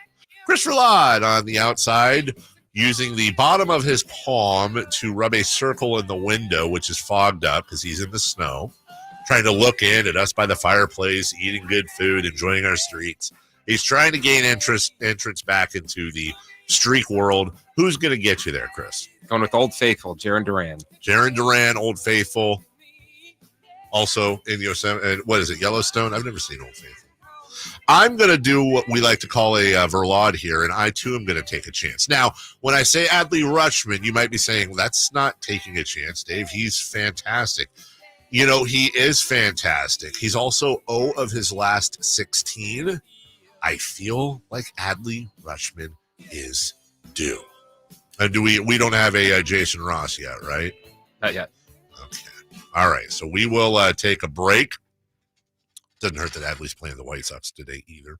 When we return, Brody Brazil joins us. We'll talk A's, Vegas, Sacramento, and his love of Sharks hockey. Love Brody. Good to have him on the program. We'll do that next. Our first year as the radio home of the San Francisco 49ers is one we will never forget. And Logan Ryan picks him up. Looks like they're playing man. LaPorte is over there as well. It's 5 out. It's empty on 4th down. Goff back. Not going to get out to his right, being chased, throws, and it is incomplete. The 49ers take over on 4th down again. Congratulations to the 49ers on a terrific year. And thank you for so many wonderful memories. I didn't ask to be thrown in the streets with nowhere to go. I didn't think I'd survive. But I did ask for help, and Covenant House was there for me. 1 in 10 young adults will experience a form of homelessness this year. For these kids who didn't ask to be put in this unthinkable situation, Covenant House is there. Covenant House helped me break the cycle of homelessness in my family. They gave me the love that I needed. Over 2,000 young people will sleep safely in a Covenant House bed tonight. When youth who are experiencing homelessness have a hot meal, a safe place to sleep, medical care, and love, they can overcome heartbreaking challenges and have a brighter future. They just really genuinely just wanted to help me succeed, and I'm succeeding. I'm a speaker, I'm an author. Covenant House really helped me and really helped mold me into the woman I am today. If you or someone you love is asking for help, go to safeplacetosleep.org today. We see a lot of news about teens vaping, but teens see something else. Videos on social media that glamorize it and downplay the dangers of nicotine. How can parents talk so kids will listen? Use facts. 1. Nicotine can rewire teens' brains. 2. It can make teens more anxious. 3. Changes to the brain can be permanent. So even when it hides behind a new look, nicotine is brain poison. Go to undo.org for more. Is credit card debt weighing you down? Are you losing sleep at night, worrying about how much you owe? Have you ever used one credit card to pay off another credit card, just prolonging the problem? You're not alone. Half of all Americans are dealing with troubling credit card debt. But there is an answer. Zero Debt USA has proven strategies to eliminate that troubling credit card interest and get you out of debt fast. They can often get your monthly payment down to less than half of what you're currently paying. Work with a company that can help. Visit ZeroDebtUSA.com. Again, ZeroDebtUSA.com. The Summer Starts Here sales event is on now through Memorial Day at your Toyota dealer. Take advantage of great deals on Toyota's entire lineup of cars, trucks, and SUVs. Right now, drive into the season of fun in a new Toyota and get low 3.99% APR financing on Highlander. Or check out great lease deals on Camry, Corolla, and RAV4. Hurry, Toyota's Summer Starts Here sales event ends soon. Toyota, let's go places. Offer available on 2024 models through TFS to buyers with premium rated credit. Excludes hybrids. N6324. Carmichael Dave here. You know Memorial Day's right around the corner. That means outdoor parties, barbecues, and family gatherings. Now, my friends at Amy's Outdoor Living on El Camino near Watt and inside the new Amy Hardware store in the El Dorado Town Center, they're bursting with beautiful, comfortable outdoor furniture. Now, through Memorial Day, they're going to pay the sales tax on all in-stock patio furniture. We're talking great brands like Kettler deep seating sets, Jensen Outdoor, indestructible Polywood Adirondack chairs, and umbrellas. Now, you all know Amy's. It's your barbecue headquarters, and this year they have 2 of the newest, hottest brands, those beefy Rectet grills and affordable Napoleon grills. And, of course, they still carry the great brands like Traeger, Weber, and Big Green Egg. The sales tax is on them now through Memorial Day on all in-stock patio furniture. Amy's Outdoor Living on El Camino near Watt, and inside Amy Ace Hardware in the El Dorado Town Center. Sacramento, Dirk Bentley is coming to town. Hey, y'all, this is Dirk Bentley. Saturday, September 28th at Hart Health Park at Cal Expo for Katrina Park 2. And he's bringing some friends. This is Barbara. Take my hand, let me make you mine. It's Dasha, Kelsey Hart, and more. Saturday, September 28th at Hart Health Park at Cal Expo. Get your tickets before they sell out at CITPfest.com. Brought to you by Coors Light. KHTKAM Sacramento, KYMX HD2 Sacramento. Take it on the local level. Live and local, 6 a.m. to 6 p.m., Monday through Friday. From the Power Business Technology Toshiba Studios, Sacktown Sports. The Carmichael Dave Show. He's on the microphone when he's not on the microphone. He's playing a song, and when he's not playing a song, he's on the microphone. And then boom. With Jason Ross. No, he didn't. Yes, he did. Call or text at 916-339-1140. It's the Carmichael Dave Show with Jason Ross on Sacktown Sports. Macklin celebrating either. Can't be Chicago Shark. It can't be Chicago Blackhawk. It can't be Chicago. No. The first overall selection in the 2024 NHL draft belongs to the Yeah, let's go. Joining me right now, NBC Sports California's own, and always have a love fest with him because I'm such a huge fan of his and his work. And there's a couple of reasons here as I do a way too long, way too loving intro for Brody Brazil, but that's fine. Number one, YouTube viewers, look at me and look at where I'm at right now. Brody knows where I'm going. We are in a multi-million-dollar studio, a professional studio with some of the best engineers in the world. Look at me and I can't do anything about me. Look at my background. Look at our camera quality. Look at that. Brody is at his house right now. And look at Brody. Oh, look at the flex with the multi-angle camera, the plant in the background, real or fake, don't care. Fake. The lighting, the little bars going up and down on the digital thingy dingy that I would have no idea and probably burn the house down. It's a wonderful presentation, and we're so happy to finally bring him in. And I won't fill the whole interview kissing all over him. Good morning, Brody. We can keep that going as long as you want. By the way, the Macklin Celebrini reaction. So I recorded all of that here in the home studio. I told my wife, I need to go outside for the next 30 minutes. The draft show's on. I decided I'll record all of this. And if it goes well, I'll release it. If Chicago got that number 1 pick and the Sharks had number 2, you never, ever, ever would have seen my reaction. It would have included a lot of F words. So it's funny you say that because one of my favorite things to watch on YouTube right now, these rabbit holes, are people reacting to the first time they heard Kendrick Lamar's Not Like Us. And, and I know. And it's like so super entertaining. I don't understand any of it. I just love watching these people emote. And I would make the argument, Brody, although I'm so glad that your Sharks got the number 1 pick. They deserve it. And that sounds weird because they were bad, but they do deserve the pick. Yeah, no, they deserve the luck. They deserve the consolation. By the way, was that the diss track you were just talking about? That was the diss track on Drake, Not Like Us? Okay. Yes, that was one of the diss tracks, but yes. I would argue that had Chicago gotten that number 1 pick, it might have been as good, if not even better viewing. It would have sparked controversy and conspiracy theories because they just got Connor Bedard last year. They leapfrogged the Columbus Blue Jackets and Anaheim Ducks last year. They were the 3rd overall best chance to get number 1. Sharks were 4th right behind them. Chicago leapfrogged 2 last year. If they did it again, I think enough people would have said, all right, NHL, you're favoring an original six team. They would have raised the flag on it. I'm just glad we don't have to go down that road. And you know what? The Sharks can benefit from this. And everything you just said is 100% true. I was speaking to, it would have been better viewing watching you melt down. Oh, see all this stuff right here? It would have been flipped upside down. So I didn't destroy my own home studio thanks to the NHL lottery draft. Yeah.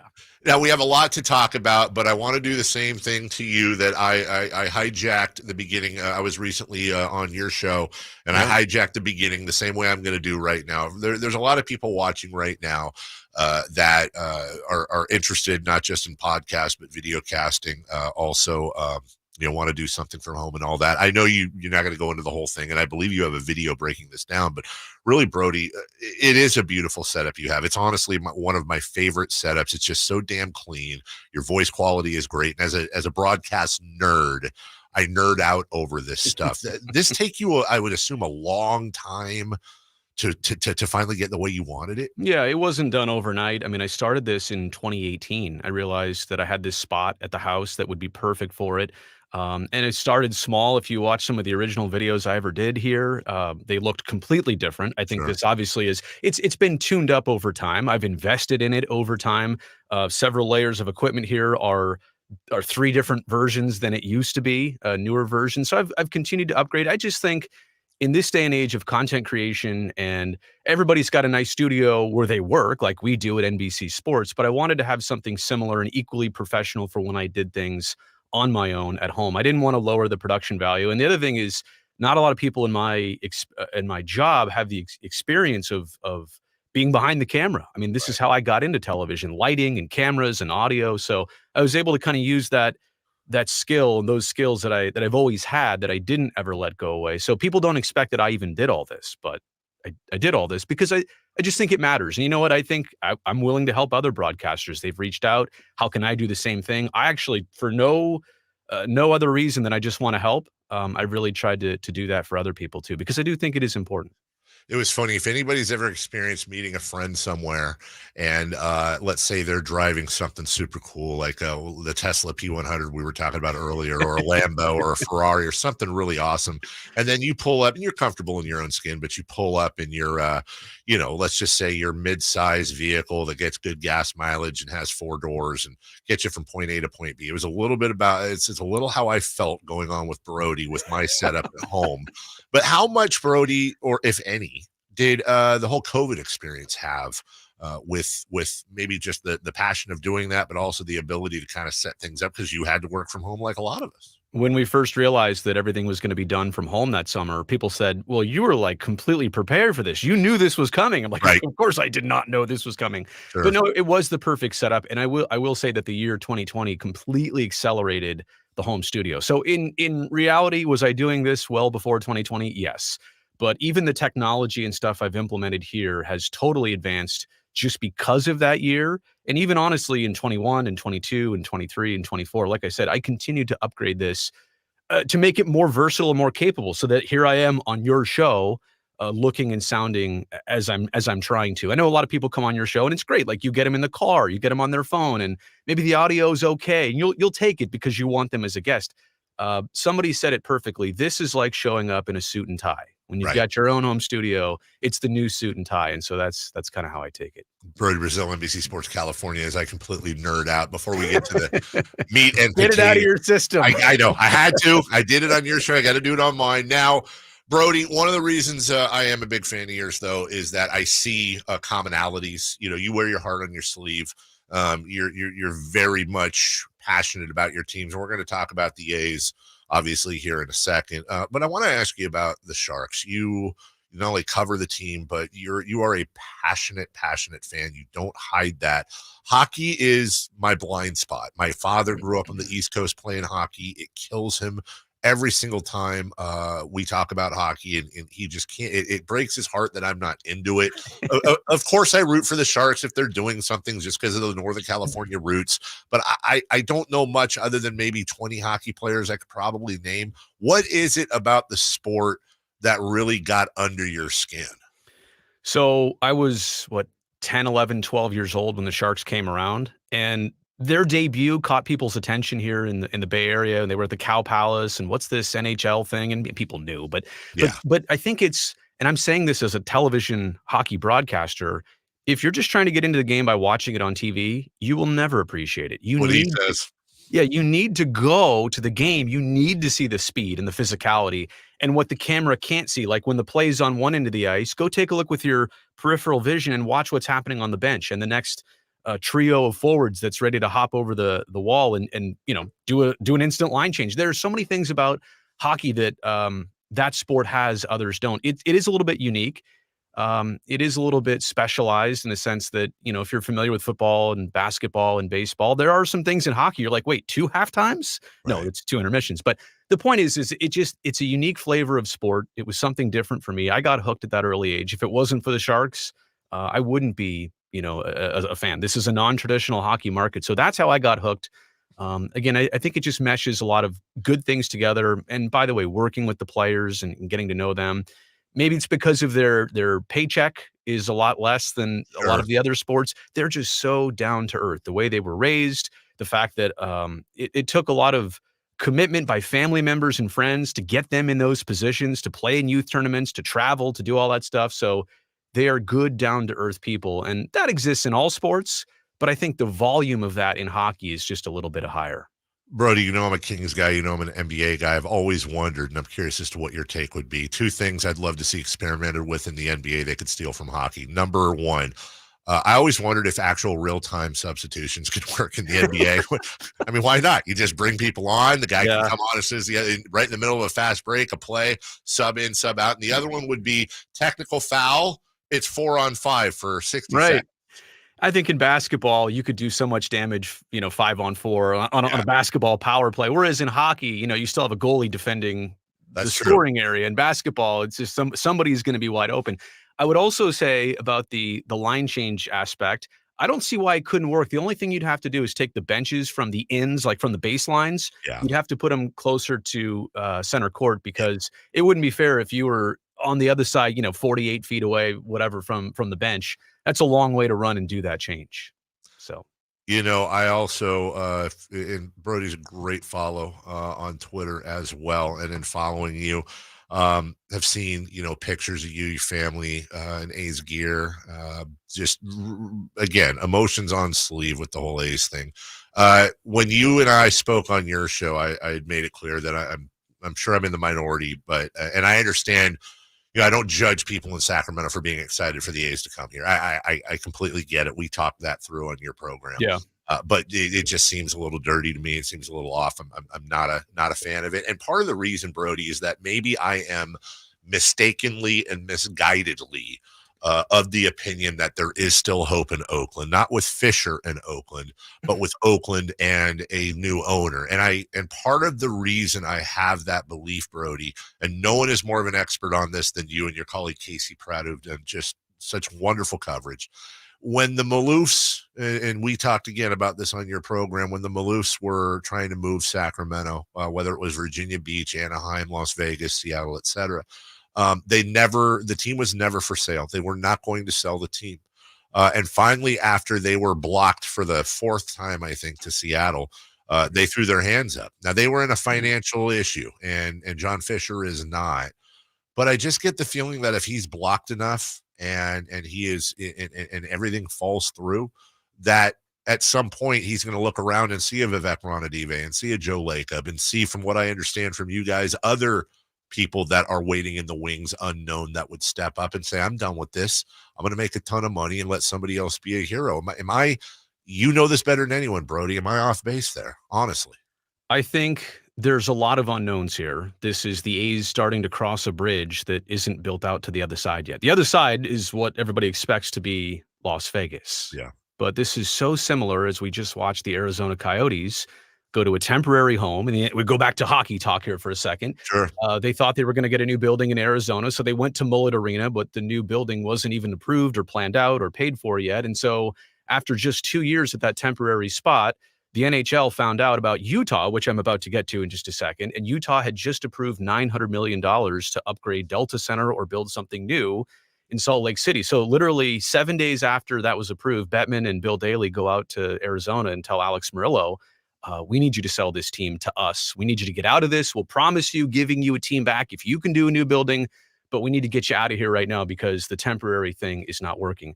I say all that to establish that as much as I can say this from the Bay Area and the Oakland perspective, and you're saying this from the Sacramento perspective, we know there's Las Vegans out there who are saying, wait, this is all lined up and promised. Let me throw another wrench into the engine here. Yeah. Salt Lake City right now, state of Utah, I should say, has $900 million approved for a baseball team and a new stadium if they can get one. And the same way that they just lured the Coyotes to become the Utah Yetis, I think is what they're going to be called. Oh, wow. Just that would be my guess. The same way they just lured the NHL there. This is a different group. There's the Larry H. Miller group, separate from the Smith group, which owns the Jazz and now owns the NHL team. Like, they've got the blueprint of taking a sports team and saying, we want expansion, but we'll take any team that's ready. And we can literally, they have a shovel-ready site at this State Fair Park in Utah. So I don't mean to like deflect from your question, but I think what we all need to consider is this isn't just SAC, and this isn't just the Bay, and this isn't just Vegas. Like, Utah is still out there as well, too. And look, this is a complicated issue. Even getting to Las Vegas still is a complicated issue. I don't know that all the private financials have been sorted out. The situation with Bally's, and this is separate even from the A's. Like, what they're trying to do is just flat out difficult. It's not unprecedented, but it only happens once every 50 years in baseball. There is no blueprint for this. Bally's is in financial issues, and they were supposed to be part of this land development and partnership and the other 26 acres. They all of a sudden don't know what they're going to do with it. So my point is here, as much as we think we know right now what the options are, I wouldn't even be surprised if one more curveball came in this or more. So that's interesting, Brody. And you know, one of the things that drives me nuts is I oftentimes will hear people say, well, they're going to Sacramento. It's not as bad as the other places. Suck it up, A's fans. And again, that would be like if the Kings were moving to Fresno or the Bay Area or something, I'd be pissed off about that too. But based on what you're saying, it sounds like you've got Las Vegas, you've got shovel-ready Salt Lake, you've got Vivek and the 9/10 possession law coming up in Sacramento for 3 years, perhaps more. And I don't know where Oakland falls on that list, but it sounds like it might be as low or lower than any of those three. So is there a potential situation where A's fans, including yourself, would say, okay, I have accepted that the A's are not coming or not staying in Oakland, whether that's now or years from now. I've accepted this. I now realize there's no way that's going to happen. They're going to go to Vegas, they're going to go to Salt Lake, or they're going to go to Sacramento. Would there be a point where there'd be A's fans saying, okay, if you're asking me to pick the best of all evils, obviously they're accessible in Sacramento, or would you not want that because then that might make it more difficult for A's expansion? I'm just curious as to you as a diehard fan what you would think. I would never want to speak for everybody. Sure, of course. I do think, to your point, there are some, and there are some listening to us right now who are in Vacaville, who are in that kind of middle ground, somewhere off 80. And they, to them, it's like, well, it's just the same distance either way. So to that point, I think there is that idea that, hey, they are still a drive away. Obviously, to a very large section of fans and a cross section of fans, they're already done with this, the true Oakland fans. And so I guess, I would just say this about the Sacramento side of it. My perspective on it is, well, two things. The Sacramento side, I hope that attachment doesn't happen too quickly here because of the unknowns I just mentioned. And because, there is a small chance they could ever end up back in Oakland, but there's a bigger chance that they end up in either Las Vegas or, like I said before, Salt Lake City. And if this were a 3-week thing or a 3-month thing, you could mentally wrap your head around that as a Sacramentan and say, well, this is temporary. I get it. This is temporary. Here's the end date. As of right now, I mean, technically there's an end date, but a lot of people are saying even if the Las Vegas Stadium happens, 2028 is a best case scenario. And the price that it would come at is a best case scenario. So it could drag on even longer. There's no end date for Sacramento. So in your mind, how could you not think of it as a permanent thing? And I'll say Rayleigh Field. I'm sorry to Sutter Health, but I'm just old school. But when you go out there, you watch a couple games, I can see how Sacramentans are going to get hooked on, hey, we've got this. This is our thing. And not really understanding that it's going away. It's like dating somebody maybe when you were in college and you knew that they were, or in high school, and you knew they were going to go to a different college, but you just weren't ready to wrap your brain around the fact that after graduation, you're both going separate ways. So there's that part of it. I would say from the Oakland side of it, there are so many people that either don't fully understand that this is it, or that they do understand that, and they're just distracted by this baseball season. All of the news that came out in the offseason, it hit people hard, and they were following it every day. Now there's baseball to kind of almost distract you from the reality of what's about to happen at the end of September when the last game at the Coliseum is played. I'll tell you this real quick. I just got back from vacation, and oftentimes I wake up in the morning and it's like it hits me out of nowhere. It's almost like the passing of a friend. You're like, I can't believe they're gone. I can't believe this is actually happening. I got back from vacation. I woke up the next morning. And I'm like, I had that sick feeling in my stomach. I had mentally detached myself from it while I was away, and it just kind of hits you all over again. So I don't even know that people here in Oakland, I mean, don't get me wrong, they get it, but I don't know that they have grasped the end of this yet. And you see the things coming out about the last game of the season at the Coliseum and how prices are already getting jacked up. I heard the other day, I think it was a Bark at the Park night, and the water fountains were shut off. It's just tough for me as a Sacramentan, Brody, and I'm preaching to the choir here. You know, the novelty is going to be great that first year. And Sacramento's used to supporting bad teams for a very long time. Obviously, we're a very loyal group. But as you mentioned, it does seem to be a finite situation. But on top of that, I'm just not entirely sure people here are familiar enough with John Fisher to realize exactly what's being brought here, how much of a rat he is as an owner, and what type of way he's going to run this team that's stationed here. It's not like we're getting the Yankees. We're getting a team that's going to almost certainly, unless they catch luck and lightning, going to be one of the worst teams, if not the worst team in baseball for 3 years. Well, I mean, the commitment to a team and a payroll, I was kind of surprised that it didn't happen this offseason. Like, it takes a while. You don't just instantly one winter say, all right, here's $150 million. You know, we're the league median. I mean, the A's are still $100 million below the league median every single season on team payroll. And while you're watching them this year win a few more games, let's remember at what 20-31 is their record right now. That's a pace for about 64 wins, which it's not 50 like it was last year. And it's a little bit better than 60 than it was a couple years ago. But I mean, even if you want to play 500 baseball, that's still almost 20 more wins that you need.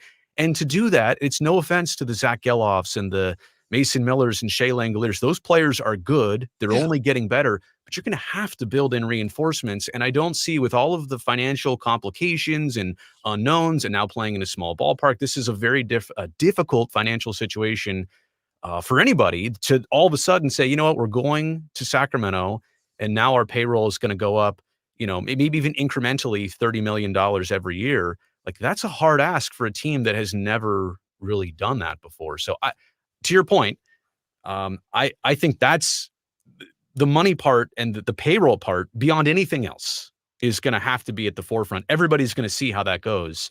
And it certainly hasn't happened that way yet. And I guess we'll see with guys like Mason Miller. Are they going to stick around? Is this going to be a sell-off? That's another thing, like Kings fans here.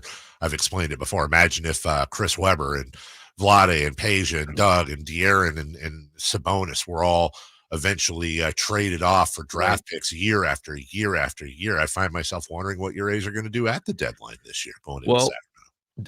You know, I brought up the fact that Mason Miller could be a trade candidate. People are like, what? He's got so much, you know, team control still. And well, you're just getting started here. But if you really are the A's and you really are thinking about being good in 2028, when is Mason Miller's value ever going to be higher than it is right now? And he's obviously got a history of arm injuries, and knock on wood, I don't wish that on him or anybody. But my point is, like, if they flip somebody like him for right now, it's so that they would get 3 more even better players for 2027 or 8 or 9 or whatever that person would be ready. So don't be surprised by anything. Like I said, though, at some point, if this really is their trajectory, like, the baseball team is going to have to get some reinforcements that they certainly haven't had in recent years at all.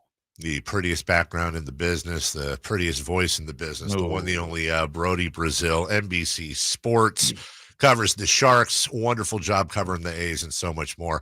Thanks for slumming it, buddy. We appreciate the update, and always welcome here. You take care, and I'm sure we'll be talking quite a bit in the future over this whole situation.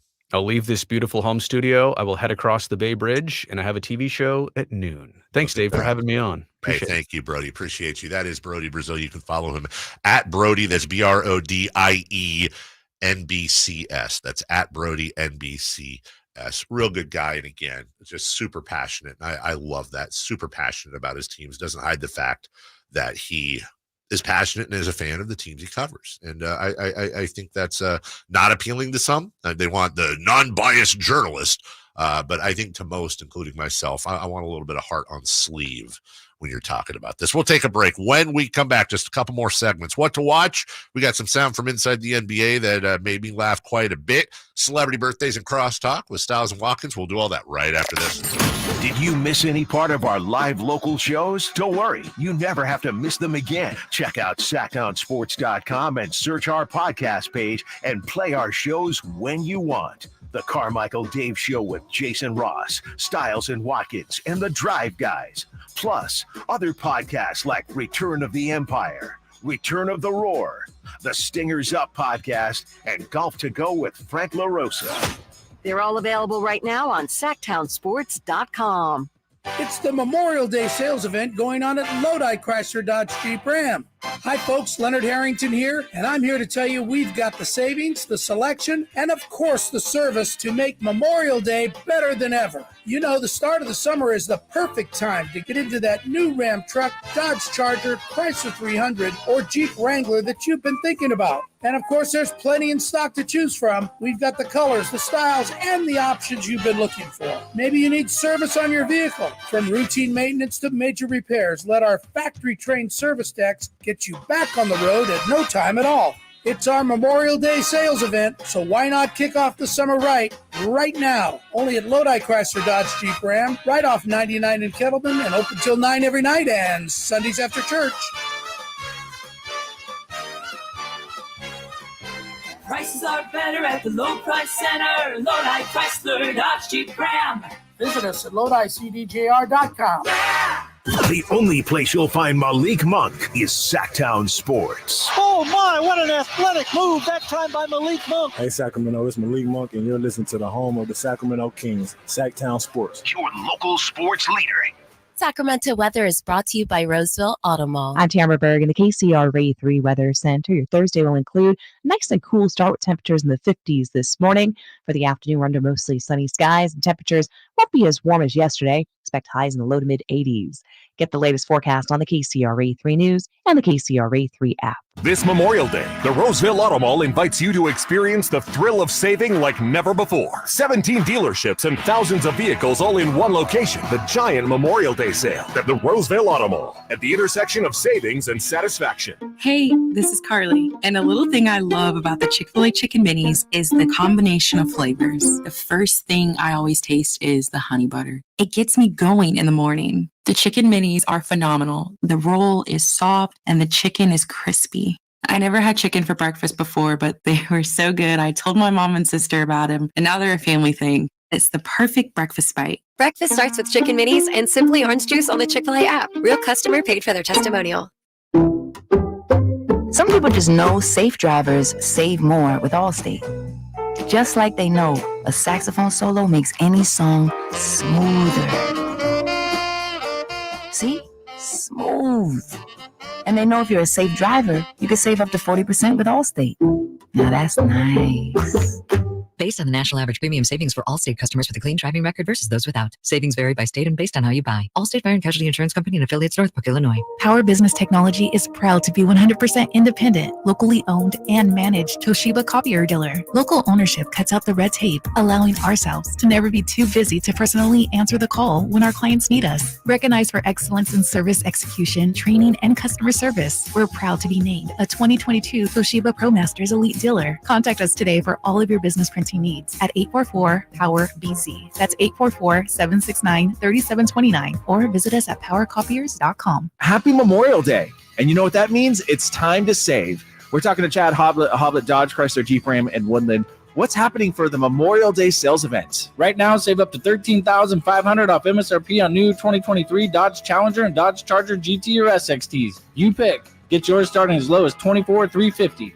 And remember, this is it. The last few gas-powered American icons, and once they're gone, they truly are gone. It's hard to believe this really is the end and that they've stopped making them. Yep, so don't wait and miss your chance, because there's only a few left, including Scat Packs. And with savings like this, they won't last long. Search, select, and save through our whole inventory at HobletDodge.com. Unbeatable prices, unbeatable selection. Nobody beats Hoblet. Period. 13,500 total net savings on select new 2023 Dodge Charger and Challenger SXTs and GTs after 89.20 factor rebates and 4,600 dealer discounts. Rebates may include 500 first responder bonus cash. Must be a member of eligible first responder association qualify. At least 5 of this net savings. 24,350 net price on 2023 Charger SXT. VIN number 648401. See dealer for details. At Ashton & Price, over the last 25 years, we've won just about every injury case you can think of.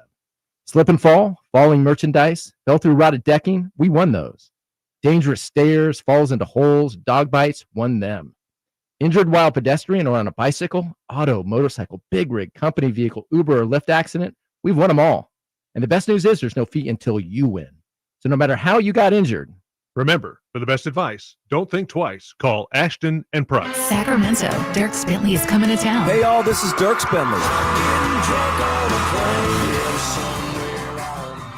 Saturday, September 28th at Hart Health Park at Cal Expo for Country in the Park 2. And he's bringing some friends. This is Marley. Take my hand, let me make you mine. It's Dasha,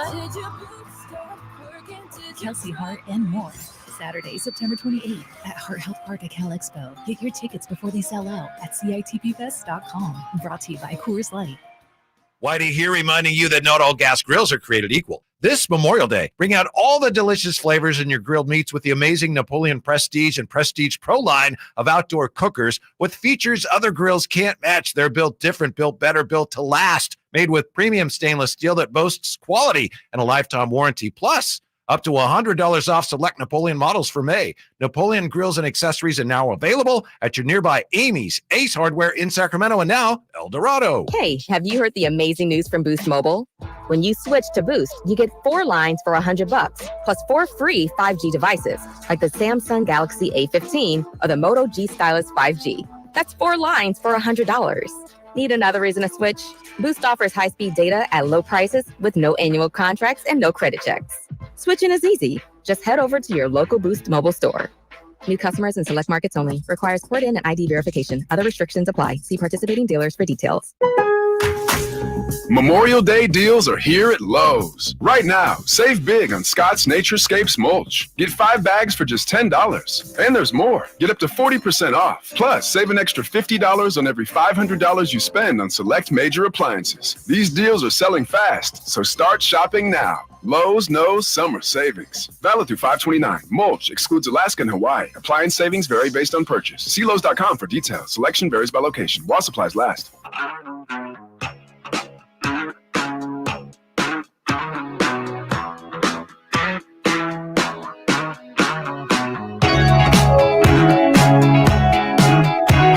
The Carmichael Dave Show with Jason Ross. Call or text at 916-339-1140. On Sacktown Sports. Welcome back. Let's take caller number 5 right now, 1-800-920-1140. Nick Swartz and at the Crash been giving away tickets all week long. Join us on the Folsom Lake Honda hotline right now. What did I say, caller 5? Caller 5.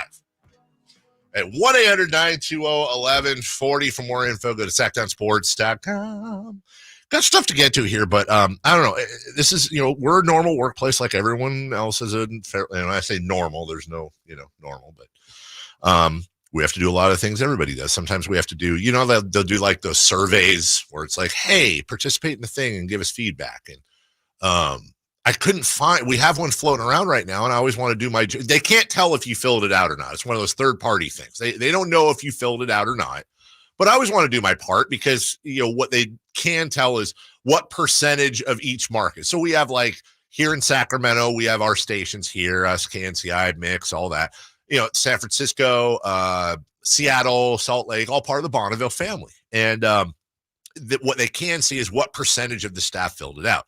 And I always want to do that, but my email has been, I guess, blocking because it's a third party sending these. I finally got it, and I need to do this. So I thought, you know what? Let's do this while we're talking. I mean, why not? Because honestly, I love where I work. So I don't know if you guys have gotten stuff like this before, but for example, I have the tools and resources I need to do my job well. Then it says strongly disagree, neutral, agree, strongly agree. Well, I've got Chris and I've got Jason. I've got a microphone. I've got a studio. I've got YouTube, and I have all of you guys. I'm going to strongly agree with that, fellas and ladies. I have received the training I need to do my job well. Hey, I grew up getting trained by the best. Grant, and Coase, Whitey, everybody else, Don. Strongly agree. I had the freedom to choose how to best perform my job. Yeah, nobody messes around with this show anymore. We have all the freedom we want. I am satisfied with the amount of flexibility I have working remote or at the office. I just worked out the ability to do some remote shows, but I would like to do many of my shows remote. So I'm just gonna say agree, because I'd like to do every show I want remotely, but that doesn't always work. I feel as productive working remote as I do working in the office. Strongly agree. I think I'm more productive personally, but they wouldn't agree. Can I share my ideas and opinions without fear of negative consequences? We were just talking about that with the WNBA coverage earlier, but that doesn't count. This is on the show. Strongly agree. I feel challenged and stretched in my job in a way that results in personal growth. Ooh. Yeah, Chris, I don't know. I don't really feel challenged. We've been doing this a long time. Do you feel challenged, Chris, in your job at this point? Every single day. But it's because you're doing a lot of new stuff, though. I'm going to say disagree. I'm not very challenged. I challenge myself. Most days, I feel like I'm making progress on important work projects or initiatives. Neutral. We start over every day. There's no progress. I enjoy the day-to-day work I perform. Strongly agree. Love all of you.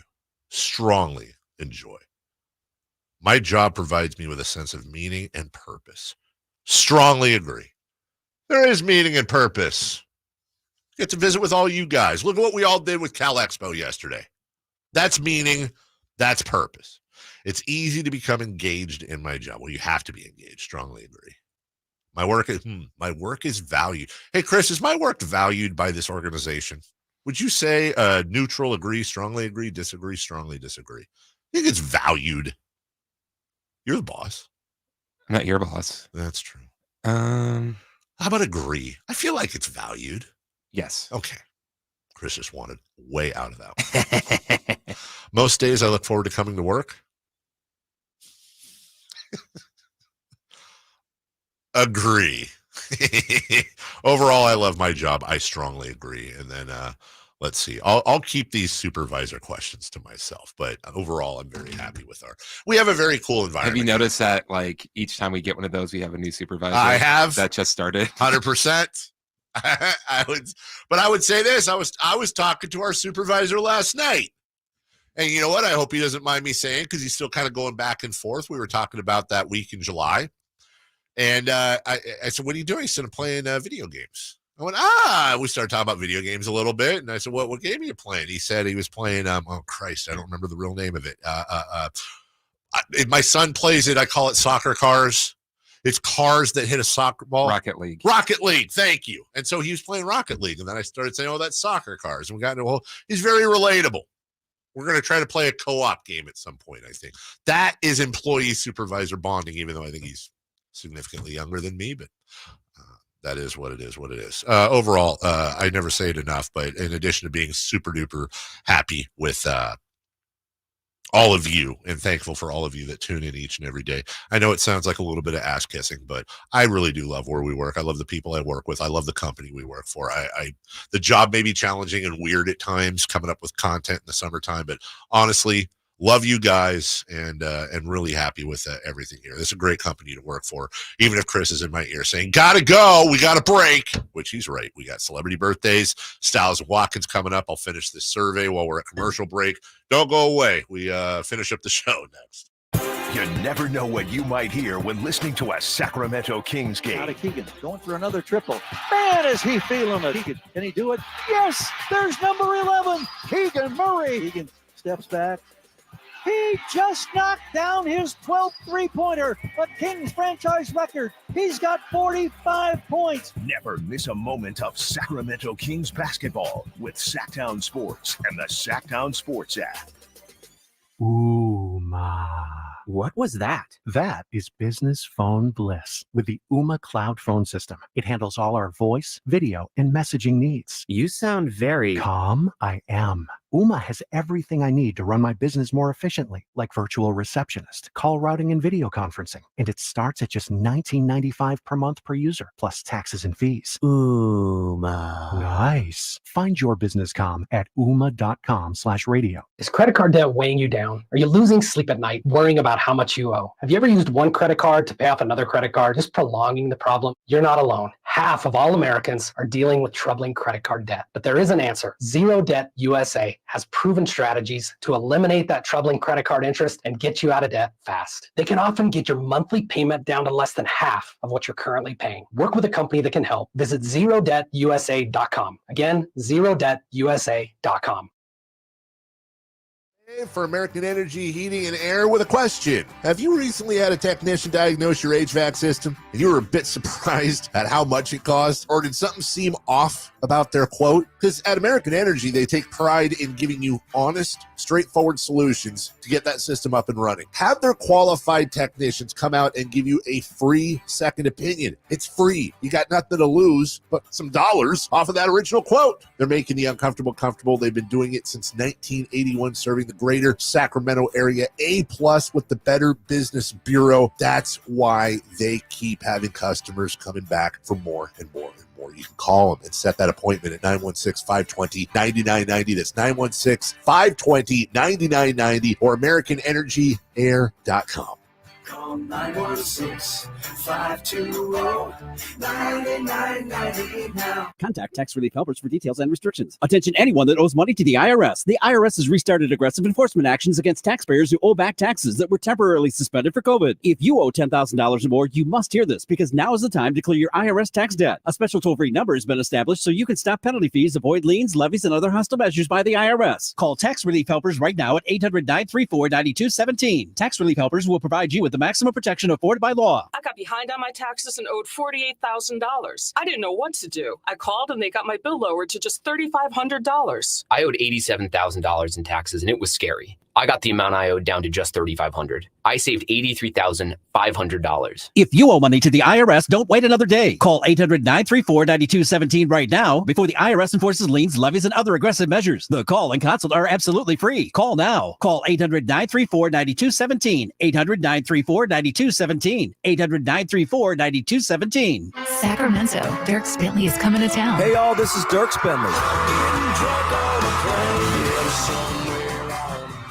Saturday, September 28th at Hart Health Park at Cal Expo for Country in the Park 2. And he's bringing some friends. This is Bonnie. Take my hand, let me make you mine. Hey, it's Dasha. Kelsey Hart and more.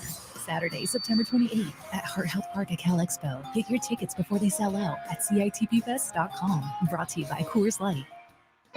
Massive Memorial Day savings now at Maida Chevy with $12,000 off MSRP on every new Silverado half-ton 5.3 liter in stock after rebates. $12,000 off every Silverado LT 5.3 liter at Maida Chevy with at least 5 at this price. Massive Memorial Day savings up to $12,000 off MSRP exclusively at Maida Chevy at MaidaChevy.com. Sacramento Silverado headquarters. Together, let's drive. Now available with special financing, lease, and some other offers. Must trade in 2010 model year or newer. N6324. Made a great deal at Maida. It's time for the news of the day. The latest headlines, the biggest stories, hard-hitting analysis. Yeah, this is none of those things. And now, here's Carmichael Dave and Jason Ross.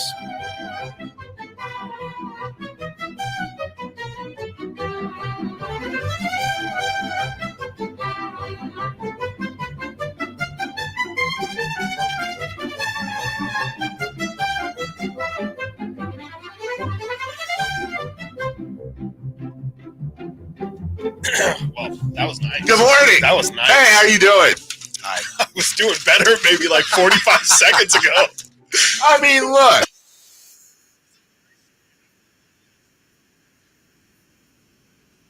Very old. There's no way you can vintage. just find that. Memorial Day on Monday, trying to show respect and all that to those who have served our country. I don't know that I've ever worn this here. This is usually a yard work shirt, but it was just staring at me this morning. And, it looks newer. What with doesn't do a lot of yard work. Hey, we were having a conversation. I did my survey on the air over. We were having a conversation off the air. I won't get specific. I'll just say we were having. You were specific on it. A work conversation. And I would just say, would you? I feel like I'm towards you guys the way I would want. Well, the way I grew up and how a lot of times people weren't with me. Like if you're there and there's a vet at the station, I grew up as the little brother of the station. I would want the truth to be told to me based on perspective. And truth, by the way, in some person's heads isn't always the truth, but I'd want them to shoot straight and point out any speed bumps or hurdles or anything in front of me. But also sometimes those aren't the funnest conversations. Sure. So I hope that's how you take our conversations. That I love you guys. I am a huge fan of Styles and Watkins, and I'm a big fan of the show. Not as much as my wife. My wife's a bigger fan of you guys than she is of me. Like, legitimately. If she had to choose between dealing with me for a day or listening to you guys, I think she'd take you guys. I don't know how I feel about that. Yeah. So, it's probably not great. It's probably not great. You excited about your Republic debut? I am. Had the meeting yesterday with Connor. It went well. Got all the information I need. Going to get swagged out. Get me some threads. That's the best part of the kit. They got a great swag closet over there. I struggled, though. What size? I didn't want to guess because if I guessed and it was something else you struggled with, it was the size because you never know. When you're a large medium guy, depending on the fit, it bothers me when if I go under shoulder, if my sleeve goes past shoulder, I look like a child. If it's too far above shoulder, it's medium. It's too much. See, this is an interesting thing because whereas I am a 2-3X, you're a medium? Medium to large. Okay. And whereas I pick my clothes with the idea of trying to hide my body, you pick yours either not to hide it or perhaps to show it off because you're in good shape. What I find more often than not is when you're dealing with prize closets or swag closets or even shirt giveaway, whatever, they very much more often don't have my size and everything is smalls and mediums. So I feel like whenever I go to get like shoes at Nike or something online, I wear size 15. They're always out of my size, dude. What size? I won't ask, but let's say I'm imagining I'm 14, so I have the same. There you go. I would imagine that you often they stock your size more than they stock my size. Yes, but mine are also in higher. He has competition. Yes, that's true. I mean, they stock more, but there's more. There aren't a lot of people with 15s. That's right. So that's absolutely right. That's right. You know what? That just goes to show you, ladies and gentlemen, no matter what walk of life you're in, no matter if you're tall, not tall, large, small, whatever it may be, everyone has their own perspective of problems they have to deal with on a daily basis. So if you see me, if you're out on Saturday, just know. Yeah. If it's past elbow, I'm going to be feeling less swaggy than if less swaggy. But I just asked Connor, I said, well, what do you wear? And he told me, and I just went, why don't you just get a size smaller? You ask for 2? Just really yoke out. Yeah, I mean, come on. You're telling me you don't put shirts on sometimes. You're like, it's a little loose. I'm hoping we're just right here. Yeah. Just right here. I'm pretty sure that's the Connor look. You ever have the thing where like the shirt's accidentally too long and it looks like you wear like a nightgown? I'm going to have to tuck it. Yeah. I don't want to tuck it. No? Why not? Look at you. All the hard work you do in the gym. Tucking in a jersey. That's a good point. That's a great point. You can't tuck in a jersey unless you're playing. Maybe just go in the whole kit. Well, you know what? I got to be on they do the kids. Yeah. The kids run across the pitch. Yeah. And I'm going to be out there. Oh, look at you. Connor said, you got to get out the way. Celebrity. Move. Yeah. Alan, get out the way. Get out the way. Move, Zont. Get out the way. Yeah, there you go. Celebrity Birthdays brought to you by Crumble Cookies. Hey, Crumble Cookies bring family and friends together. Nobody does that. Nobody in the whole world does that. I can think of a lot of places in the world right now that can use some Crumble Cookies. Me. CRUMBL. That's what I was thinking. Were they pancakes? No, they were French toast. Christopher Lott. Happy birthdays. Happy birthday to Ryan. Gosling. Howard. Ryan. Reynolds. Leaf. Ryan. Sac State graduate. Kugler. Ryan Kugler's birthday. Yeah. I call him Cougs. Ryan, it's a big day for him. He's 40.